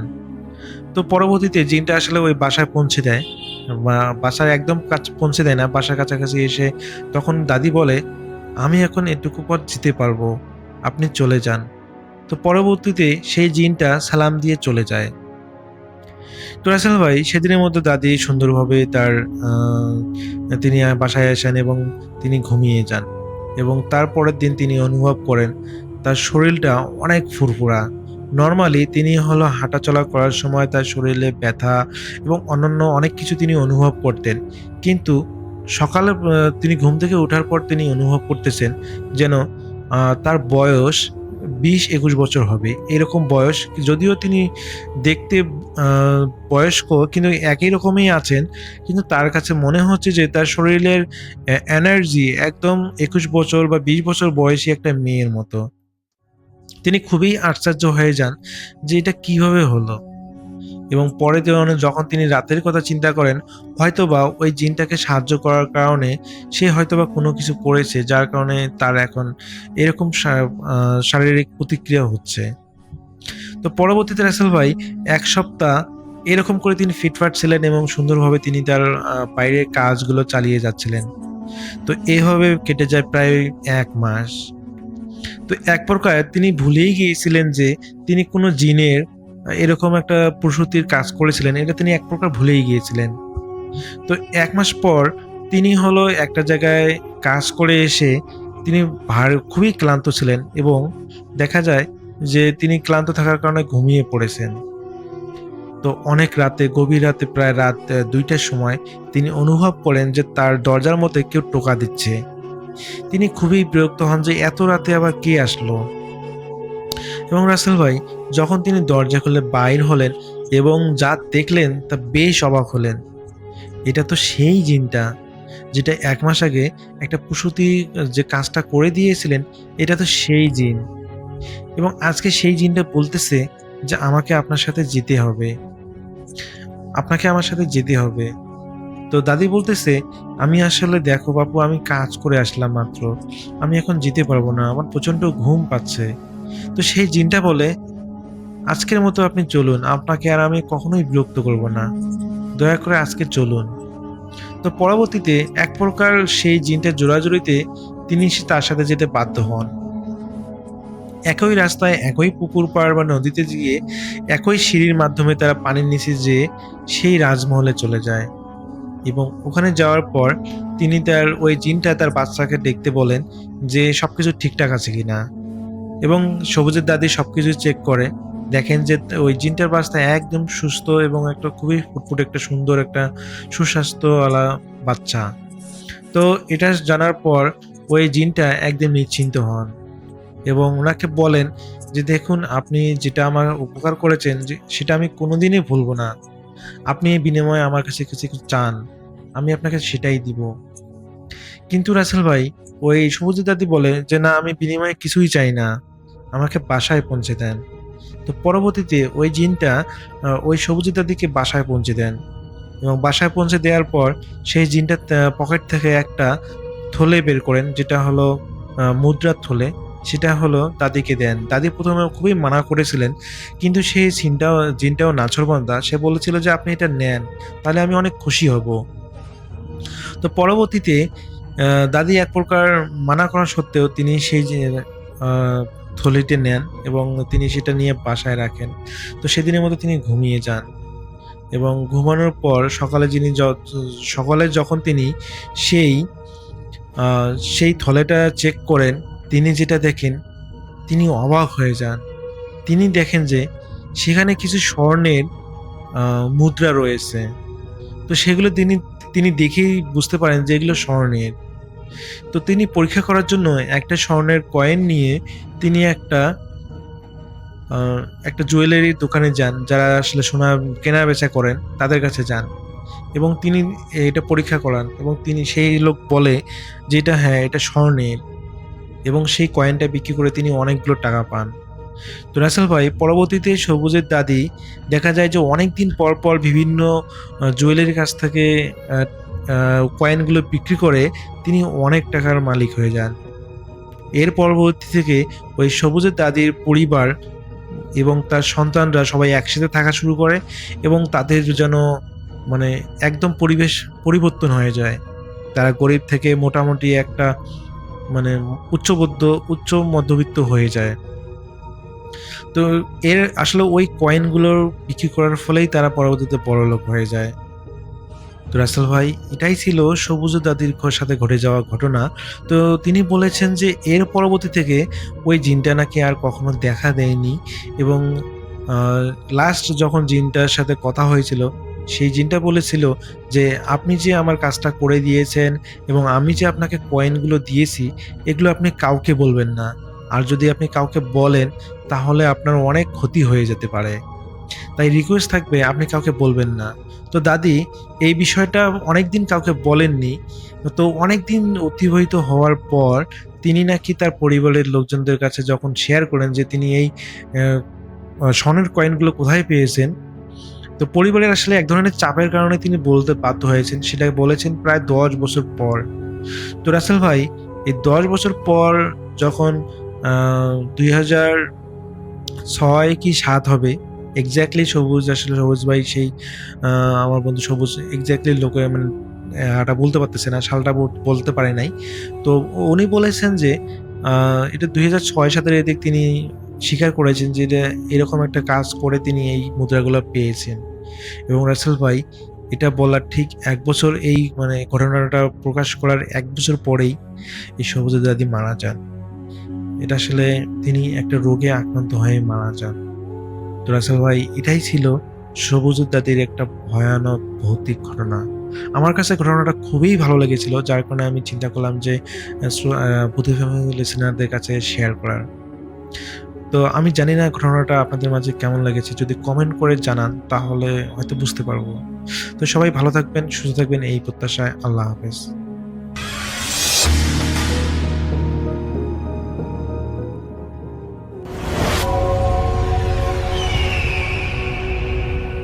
আসসালামু আলাইকুম লিসনার্স, সবাইকে আমন্ত্রণ জানাচ্ছি। আমি ডক্টর আলিফ।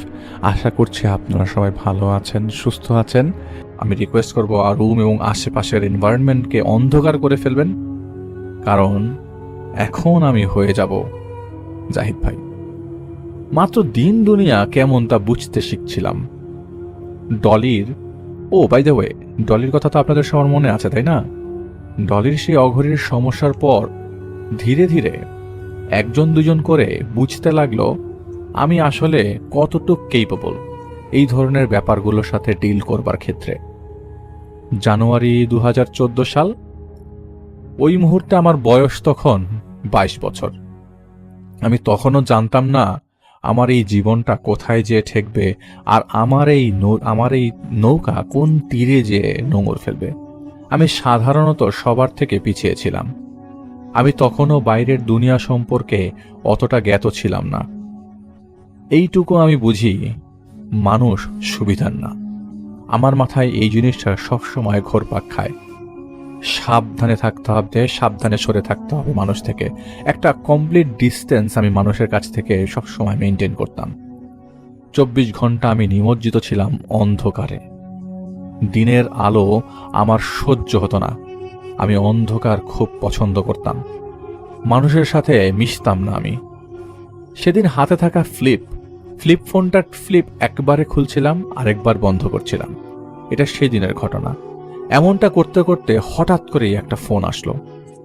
পরিচিত সেই ব্যক্তি আমায় বলল, একটা মহিলার অবস্থা খুব খারাপ, সিভিয়ার লেভেলের খারাপ।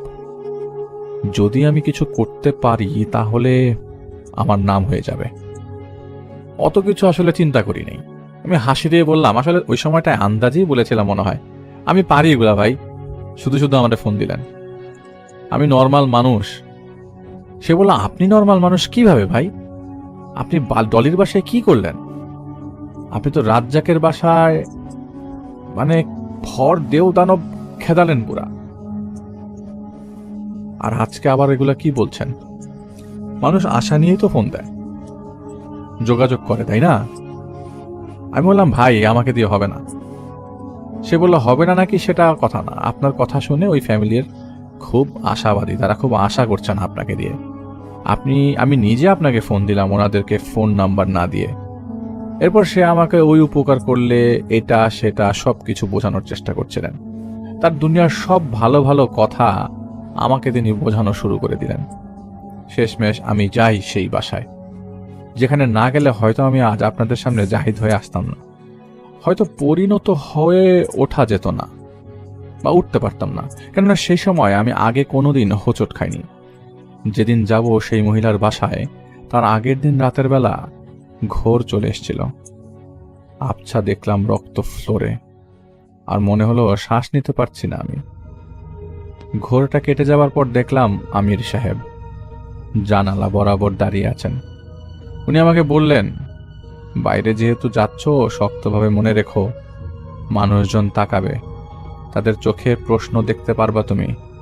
এর চেয়ে বড় কথা হলো তুমি কোনোভাবেই ঘাবড়াতে পারবা না। যদি অজগরও তোমার সামনে এসে ফোঁসফোঁস করে, তুমি ভয় পেলে চলবে না, ভয় পেতে পারবে না, একদম দম আটকে বসে থাকবে। আমরা আসবই ঝামেলা হলে।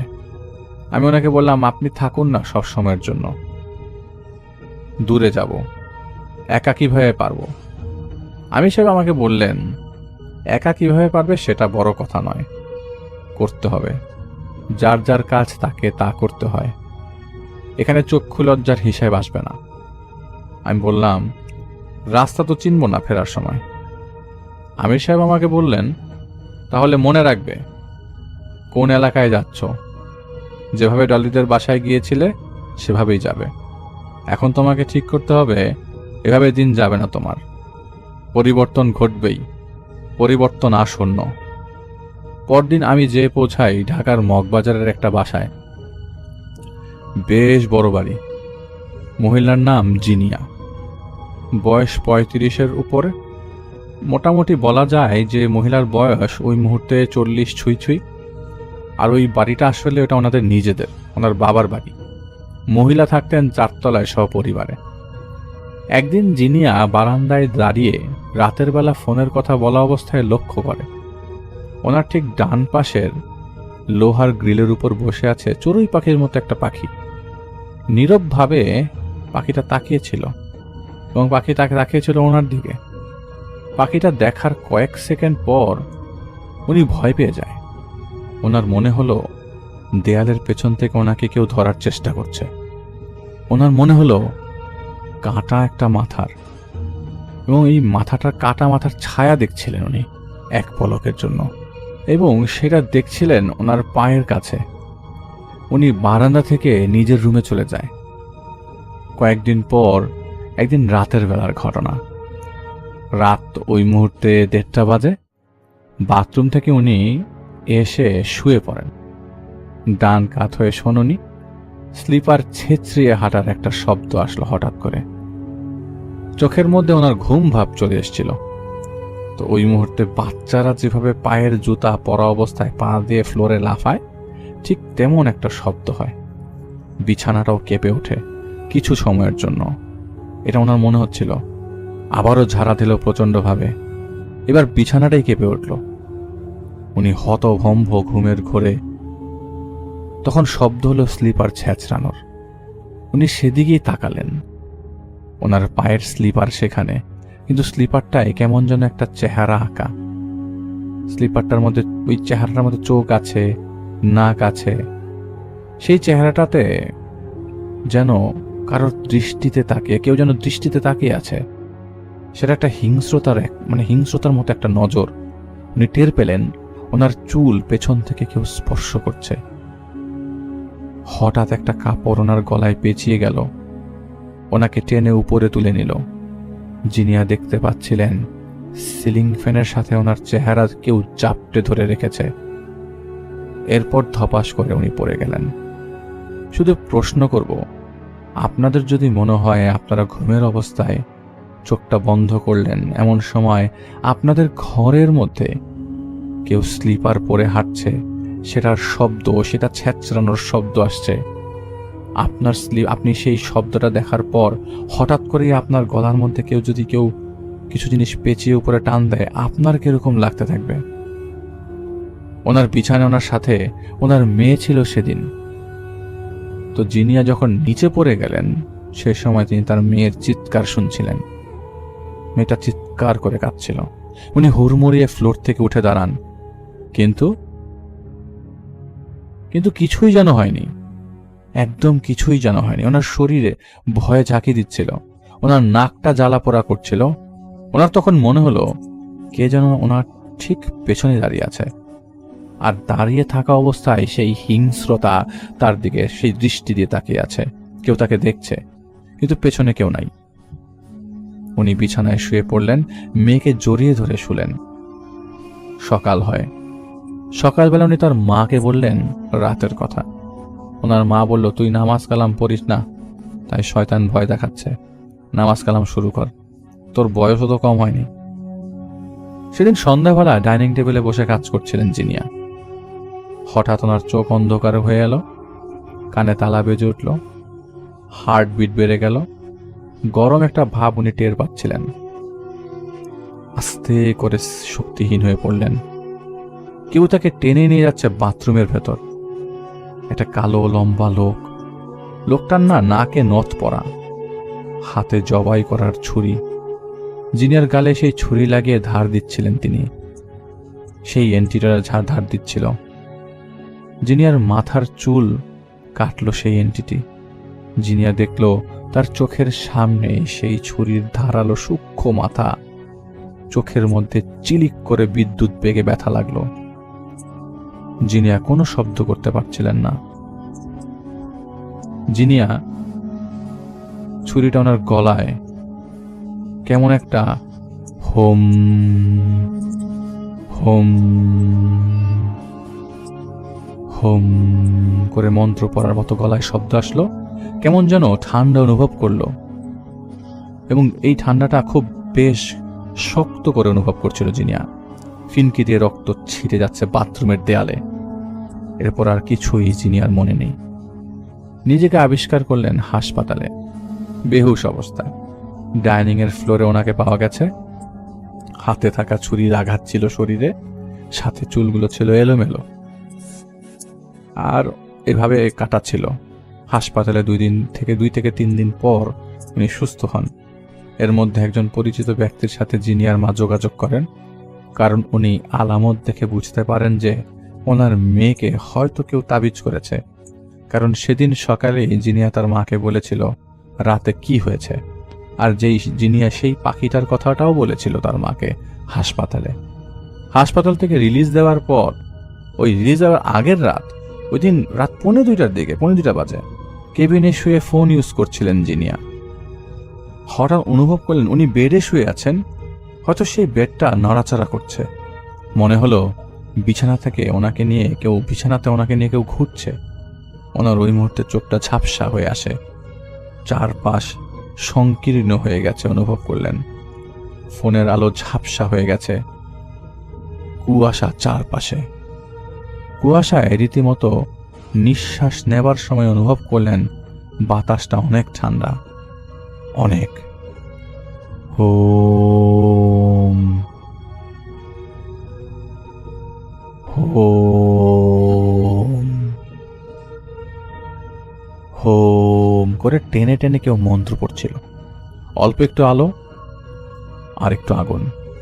কাঠের আগুনের আলো ধীরে ধীরে কুয়াশাটা কেটে যায়। একটা কাপড়ের তলা জিনিয়ার চেহারার সামনে, গিট লাগানো নিচের দিকে। আলোর দিকে তাকালেন জিনিয়া। একটা অবয়ব বসা, কালো লম্বা শরীর, মাথায় লম্বা গুটি কয়েক চুল, আলোর মুখে বসে আছে। তার সামনে কতগুলো পাত্র রাখা। সে অবয়ব হাতে একটা তাবিজটা সামনে রাখা পাত্রে ডুবিয়ে দিল। সেই সময়ে সেই আগুনের মধ্যে একটা বিকট মূর্তি এসে হাজির হয়। সে জিনিয়ার দিকে তাকিয়ে আছে লোলুপ চাহিনীতে। ওই মুহূর্তে জিনিয়া নড়তে পারছে না, কোনোভাবেই নড়তে পারছে না, শব্দই আসছে না তার মুখ দিয়ে। বসে থাকা অবয়বগুলা না ওই সময় দাঁড়িয়ে যায়। যে ছুরিটা ছিল না, সেই ছুরিটা আগুনের আলোয় চকচক করছিল। আগুনের উপর এসে দাঁড়ানো সেই মূর্তি ঘাড় ঘুরিয়ে ভয়ানকভাবে তাকিয়ে আছে জিনিয়ার দিকে। সেই ছুরিটা গলার নিচে রাখা। সেই অবয়ব ওই মূর্তিটার মাথা এক হাত দিয়ে ধরে অন্য হাতের ছুরি দিয়ে মাখন কাটার মতো করে ধীরে ধীরে কেটে বিচ্ছিন্ন করে ফেলল। সেই মাথাটা নিয়ে সেই অবয়ব জিনিয়ার কাছে আসে।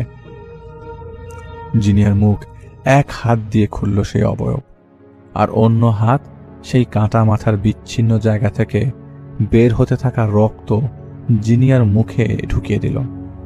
জিনিয়া কিছু পারছে না, শুধু চেয়ে চেয়ে দেখা ছাড়া আর কিচ্ছু তার হাতে করার নেই। সে অবয়ব বলল, গিল। কিন্তু জিনিয়া তা গিলেনি। তা জিনিয়া গিলতে পারে না, কারণ সে মানুষ। সে অবয়ব সেই মূর্তির মাথা ফেলে দিল। জিনিয়ার মাথার চুল ধরে চাপাতির মতো করে সে ছিন্ন ভিন্ন করতে লাগলো এলোপাতারি, এবং এই এলোপাতারি সে কোপাচ্ছিল জিনিয়াকে। জিনিয়ার চিৎকারে পাশে থাকা তার স্বামী উঠে এলো। তিনি ঘুমাননি তখনও। তিনি দেখতে পেয়েছিলেন জিনিয়া ফোন রেখে দিল, এরপর কেমন যেন নিষ্পলক তাকিয়েছিল কোনো দিকে। জিনিয়ার স্বামী ওনাকে ডাক দিল, কিন্তু সে সাড়া দেয়নি। হঠাৎ তার শরীর খিঁচুনি দিয়ে ওঠে আর জিনিয়া চিৎকার করতে শুরু করে। ডাক্তার আসে, ট্রিটমেন্ট দেওয়া হয়। জিনিয়া তখন সেন্সলেস। এদিকে এই কথা শুনে জিনিয়ার মা ফোন দেন তার সেই পরিচিত হুজুরটাকে। সেই হুজুরটাকে বলেন, হয়তো অ্যাটাক করেছে তোমার মেয়েকে। আমি হাসপাতালে কিছু করতে পারবো না, বাসায় নিয়ে আসো, এরপর যা করার করব। কিন্তু হাসপাতাল থেকে তো সহজে আসা যায় না। সুস্থ হবার পর থেকে আতঙ্কে ছিলেন জিনিয়া। তার মাকে তিনি বলেছিলেন কি হয়েছিল তার সাথে। জিনিয়ার মা জিনিয়ার সাথে সারাদিন থাকতেন। তিনি দোয়া দুরুদ পরে ফু দিতেন। হাসপাতাল থেকে রিলিজ দিল যেদিন, সেদিন হুজুর জিনিয়াদের বাসায় আসেন। জিনিয়া ততদিনে ভীত, সন্ত্রস্ত, মানসিক রোগীর মতো হয়ে গেছেন। হুজুর বললেন, এই যে জিনিয়া আছে না, ওর যে স্বামী, সেই স্বামীর আগের স্ত্রী চালান করেছে জিন জিনিয়ার উপর। ওই জিনের কাজ একটাই, জিনিয়াকে মারার। এমনভাবে মারবে জিনিয়াকে, দেখাবে জিনিয়া পাগল, মানসিক বিকারগ্রস্ত। সেটা প্ল্যান মোতাবেক। বড় বিপদ তোমার উপর আসছে। আমি সেই জিন হাজির করে আটকাবো, এরপর জিনিয়া সুস্থ হবে, এর আগে হবে না। সেই কথা মতো হুজুর জিনিয়াকে যে জ্বালাচ্ছে তাকে হাজির করার জন্য সামগ্রী সবকিছু নিয়ে আসছেন তার সামনে। রাত 1টায় কাজটা শুরু হয়। এই হুজুরের প্রক্রিয়া আর কি। সেই প্রক্রিয়ার এক পর্যায়ে কোথা থেকে একটা পাতিল ছিটকে আসে হুজুরের সামনে, যার মধ্যে ছিল পচে গলে যাওয়া একটা বিড়াল আর কতগুলো তামার পয়সা আর কিছু চুল। হুজুর সেদিন সেই এন্টিটিকে আর হাজির করতে পারেনি। আরো অনেক লোক চেষ্টা করেছেন। যারা যারা চেষ্টা করেছেন তারা ছিলেন মূলত একা। তাদের সাথে ব্যক্তিগতভাবে আমার মতো, আমির সাহেবের মতো কেউ ছিল না। ততদিনে সেই জিন কাবু করে ফেলে জিনিয়াকে। এখন জিনিয়ার অবস্থা আশঙ্কাজনক, কারণ খাওয়া দাওয়া সে করে না, বোবার মতো সে নির্জীব, নাক দিয়ে খাবার দেওয়া হচ্ছে। আমি জিনিয়াদের বাসায় যেয়ে প্রচন্ডভাবে অস্বস্তিতে পড়ে যাই। আমার দিকে সবাই তাকিয়ে আছে। কি একটা আশ্চর্য অবস্থা, সবাই যখন আমার দিকে তাকিয়েছিল আমাকে যেন দেখছে, আর আমার মনে হচ্ছে আমাকে দেখে হয়তো কেউ ভেংচি কাটছে। তারা মানে আমার দিকে যারা তাকিয়ে আছে তারা আমার দিকে ভেংচি কাটছে। এতটা অস্বস্তি লাগতে শুরু করলো আমার যে আমি নিজেই নিজেকে লুকানোর চেষ্টা করতে শুরু করি। আমার লজ্জা লাগছিল, আর লজ্জাটা এমনভাবে লাগছিল যেন হয়তো আমি কাপড় ছাড়াই কারোর সামনে দাঁড়িয়ে আছি আর পুরো দুনিয়া আমাকে দেখে হাসছে। এমন সময় টের পেলাম আমির সাহেবের হাত, এবং এই হাতটা আমার কাঁধে। একটু সাহস করে আমি সাহস ফিরে পাই। জিনিয়া আমার সামনে স্থিরভাবে তাকিয়ে আছে শূন্যে। আমির সাহেব আস্তে করে আমার কানে বললেন, এখানে যে আছে সে জাদু করতে ওস্তাদ। মহিলা এখন তার কবজায়। তোমার জন্য কঠিন হতে পারে সামনের কয়েকটা দিন। আমরা কিছু জিনিসের অস্তিত্ব টের পাচ্ছিলাম। ছাগলের চামড়া, রক্ত আর এই মহিলার শরীরের অংশ বিশেষ আছে আশেপাশে কোথাও। তুমি এদেরকে বলে দাও, তোমার মতো তুমি যা করার করবে। এরা জানতে চাইবে তোমার কাছে এদের এই মেয়ের কি সমস্যা, কেন মেয়ে এমন হয়ে গেছে। তাদেরকে তুমি কিছুই বলবে না, বলে দেবে নিষেধ আছে, বের হয়ে এসো বলে আমির সাহেব চলে গেলেন। উনি চলে যাওয়ার কয়েক সেকেন্ড পর আমি উঠলাম বের হবার জন্য। তো এমন সময় মহিলার পাশ থেকে একটা ফিসফিসানির শব্দ আমার কানে আসে। আমি মহিলার দিকে তাকানোর পর ভয় পেয়ে গেলাম নিজেই। শরীরটা কাটা দিয়ে উঠল আমার। মনে হচ্ছে মহিলা আমাকে দেখছে। এমন সময় আমার শরীরটা কেমন গুলিয়ে ওঠে। আমি না চোখে ঝাপসা দেখতে শুরু করি, মাথাটা কেমন ঘুরে গেল মনে হচ্ছিল। হঠাৎ আমার কানের কাছে তীব্র কণ্ঠে চিৎকারের শব্দ আসলো। আমি আতঙ্কে উঠে পড়ে যাই ফ্লোরে। ধাম ধাম করে বুকের ভেতর আমার পাড়ি মারছিল, মনে হচ্ছিল লাফিয়ে লাফিয়ে গলাটা দিয়ে কলিজা আমার বেরিয়ে আসবে। হাত পা কাঁপছিল, শরীর ঝাঁকি দিয়ে উঠছিল। সেই সময় যিনি আমার সামনে ধাপ করে পড়ে গেল। চারপাশটা অন্ধকার লাগছিল আমার। কাঁপতে কাঁপতে ওঠার চেষ্টা করছিলাম, কিন্তু হচ্ছিল না। জিনিয়ার চুলগুলো মনে হলো সাপের মতো নড়ছে। ধূপ করে মাথাটা উঠল। শরীরটা উপর হয়ে আছে, কিন্তু মাথাটা উঠল। চোখ মনে হলো বের হয়ে আসতে চাইছে ছিটকে। চুলের ফাঁকে সেই চোখটা ছিল বীভৎস এক মুহূর্তের আগমনী বার্তা। জিনিয়া জিভটা বের করল। মানব জীব এত বড় হয় না, কিন্তু সে তার জিভ দিয়ে মনে হলো চুলগুলো সরালো। কিভাবে যেন জিনিয়ার চেহারাটা তখন কালশিটে হয়ে গেল। কালশিটে লাল চেহারা, লালা ঝরছিল। মুখ দিয়ে তখন লালা উঠছে অনবরত ওর। তখনই কে যেন সেই রুমে ঢুকলো, আমাকে ডেকে তুলল, পানির ছিটা দিল। কোনোভাবে নিজেকে তুলে কাঁপতে কাঁপতে বেরিয়ে এলাম সেই বাসা থেকে। আমি নিজ কানে শুনেছিলাম একটা কথা ওই মুহূর্তে। কে যেন বলছিল, চ্যাংরা পোলা, নিজেই ডরে চিত্রাইয়া পুইরা গেছে, হে আইসে জিন ছাড়াইতে, বন্ড পোলা। দুই সাইডটা লাথি মারা দরকার এডিরে। এক্স্যাক্টলি এই কথাগুলো আমি শুনছিলাম, কিন্তু তখনও চোখে ভাসছিল জিনিয়ার সেই চেহারাটা, বিভৎস চেহারা। দেখতে আমি অভ্যস্ত ছিলাম না ওই মুহূর্তে, ওই সময় তখন আমি বিভৎস চেহারা দেখতে পারতাম না। বাসায় ফেরার পরটা ছিল আমার আতঙ্কের। বাসায় ফেরার পর আমির সাহেব আসলেন। উনি বুঝতে পারছিলেন আমি ভয় পেয়েছি। আমি আসলে কাঁপছিলাম। আমির সাহেব আমাকে বললেন, দেখো তুমি অনেক কিছু জানো না, দেখোনি তো তাই এমন লাগবে, সয়ে নেও। অনেক কিছু দেখতে হবে তোমাকে, সইতে হবে। আর সবার সইবার পর, সবকিছু হবার পর ভুলে যেতে হবে। মাত্রই তো শুরু, আজ ভেলকি দেখেছ, এখনো মায়া দেখনি। এক এক করে অনেক কিছু জানা বাকি আছে তোমার, বোঝা বাকি আছে। আমি ওনাকে বললাম, জানেন, চিৎকার করে আমাকে ভয় দেখিয়ে ফেলে দিল। আর কি জানি বলল আমি নাকি ভণ্ড, 2টা পয়সা আমি নেই নাই। আমাকে কিভাবে এই কথাটা বলল?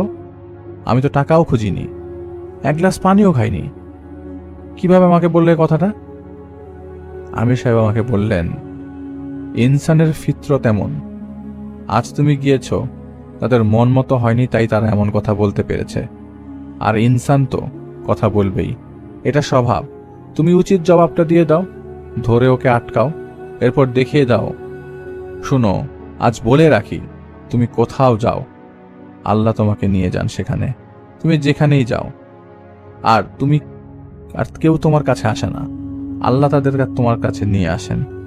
মনে রাখবে, তকদিরে যাই লেখা, তার মানে কে কোন ভাবে এলো সেই হিসাব তুমি করবে না। আমি ওনাকে বললাম, কি করব বলেন। আমির সাহেব ওই মুহূর্তে উঠে দাঁড়ান। উনি আমাকে বললেন, শোনো, অনেকদিন আগে জিনিয়ার মাথার চুল নিয়ে যায় একটা তিতি পাখির রূপ নিয়ে। এরপর আরেকদিন ছো মেরে একটা কাপড় নিয়ে চলে যায়। আসলে ওরা অপেক্ষায় ছিল জিনিয়ার রক্তের জন্য, ওর পিরিয়ডের রক্ত। জিনিয়ার সেই রক্ত মাখা কাপড় ওরা তুলে নেয় আবর্জনার মধ্য থেকে। সেই কাপড় গরম পানিতে চুবিয়ে রাখা হয়। এরপর 7 ধরনের জিন, ওই জিনের কাছে সেই পানি পাঠানো হয়। একজন জিন, জিনিয়া যেন অন্ধ হয়ে যায় সেটা বলে সে পানিতে ফু দেয়। আরেকজন জিন সেই পানিটা ফু দিয়ে জিনিয়া যাতে কানে না শোনে এটা বলে। আরেকজন জিন বলে সেই পানিতে ফু দেয় এটা বলে যে জিনে যাতে ঘ্রাণ না নিতে পারে, ওর নাক যাতে পচে যায়।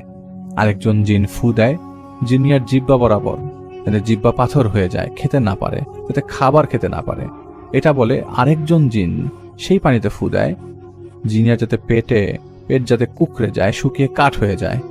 আরেকজন জিন সেই পানিতে ফু দেয়, যাতে জিনিয়ার হাতে কেহের পড়ে যায়, অসাড় হয়ে যায়, শক্ত হয়ে যায়। আর শেষজন সেই পানিতে ফু দেয়, এটা বলে জিনিয়ার পা যেন ভেঙে চুরে অবশ হয়ে যায়।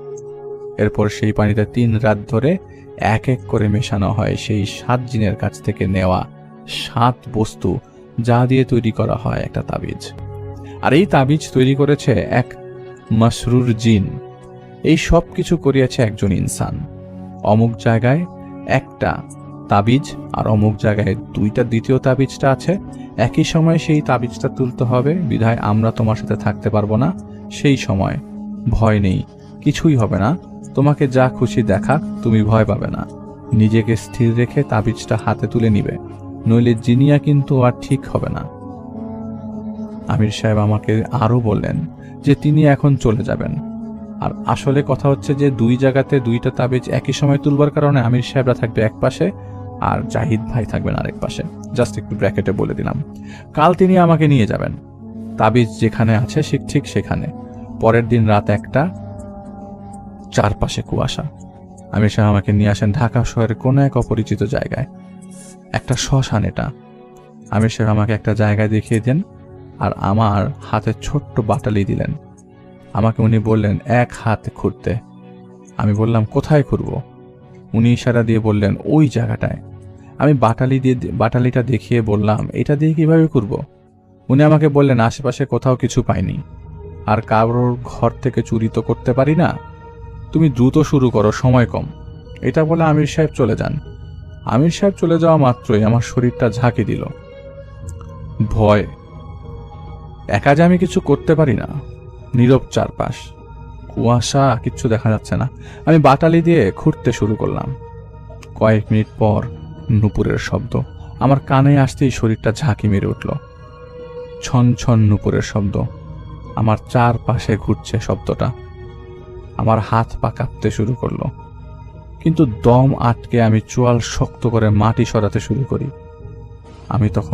আমার তখন ঘাড়ে অস্বস্তি লাগছিল, মনে হচ্ছিল আমার ঘাড়ের খুব কাছে কেউ নিঃশ্বাস ফেলছে। শিহরণ বয়ে গেল, আর ভয়ে কেঁপে ওঠার সাথে সাথে মুখ দিয়ে গোঙানির সমতো বেরিয়ে এলো আমার। গোঙানির শব্দ বের হচ্ছিল, ছন ছন নুপুরের শব্দ চারিদিকে, এবং এই শব্দটা দৌড় দিচ্ছে। বিকট একটা মেয়ের হাসির শব্দ আসছে। আমি চোয়াল আটকে রেখে কাঁপতে কাঁপতে মাটি খোঁড়ার ব্যর্থ চেষ্টা করছিলাম, কিন্তু হচ্ছিল না। আর সইতে না পেরে বাটালি ছেড়ে দিলাম।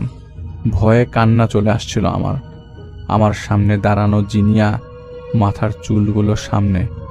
আল্লাহ, সাদা 2 চোখ দেখা যাচ্ছে, ভমভম করছিল। আমার মাথায় ভয়ে শেষ। আমার বাম পাশ থেকে বিকটভাবে কেউ চিৎকার করে উঠল কিছু একটা। আমি দৌড় দিলাম। কাঁদছি নাকি চিৎকার দিচ্ছি আমি জানি না। আমার পেছনে ধাওয়া করছিল সেই এন্টিটিটা। আমি মুখ থুবড়ে পড়ে গেলাম। আমার চেহারার সামনে জিনিয়া, বড় বড় চোখ, মুখ থেকে লালা ঝরছে, নাকে গোল নথ পরা, হা করে তাকিয়ে আছে। ওর হাতে একটা ছুরি। বাম হাতে ছুরিটা জিনিয়া তার গলায় লাগালো আর একটা টান দিল। আমার কলিজা ছিটকে বেরিয়ে আসবে এখন বুক চিরে। ঘচ করে একটা শব্দ হলো। জিনিয়া নিজের গলা নিচে কেটে ফেললো। গরম রক্ত ছুটে আসলো, ছিটকে এলো আমার চেহারার উপর যখন চামড়ার উপর যখন রক্তটা পড়লো, সেই গরমটা আমি অনুভব করলাম। আমার আর কিছু মনে নেই। হুঁশ ফেরে আমির সাহেবের ডাকে। আমির সাহেব আমাকে টেনে তুললেন।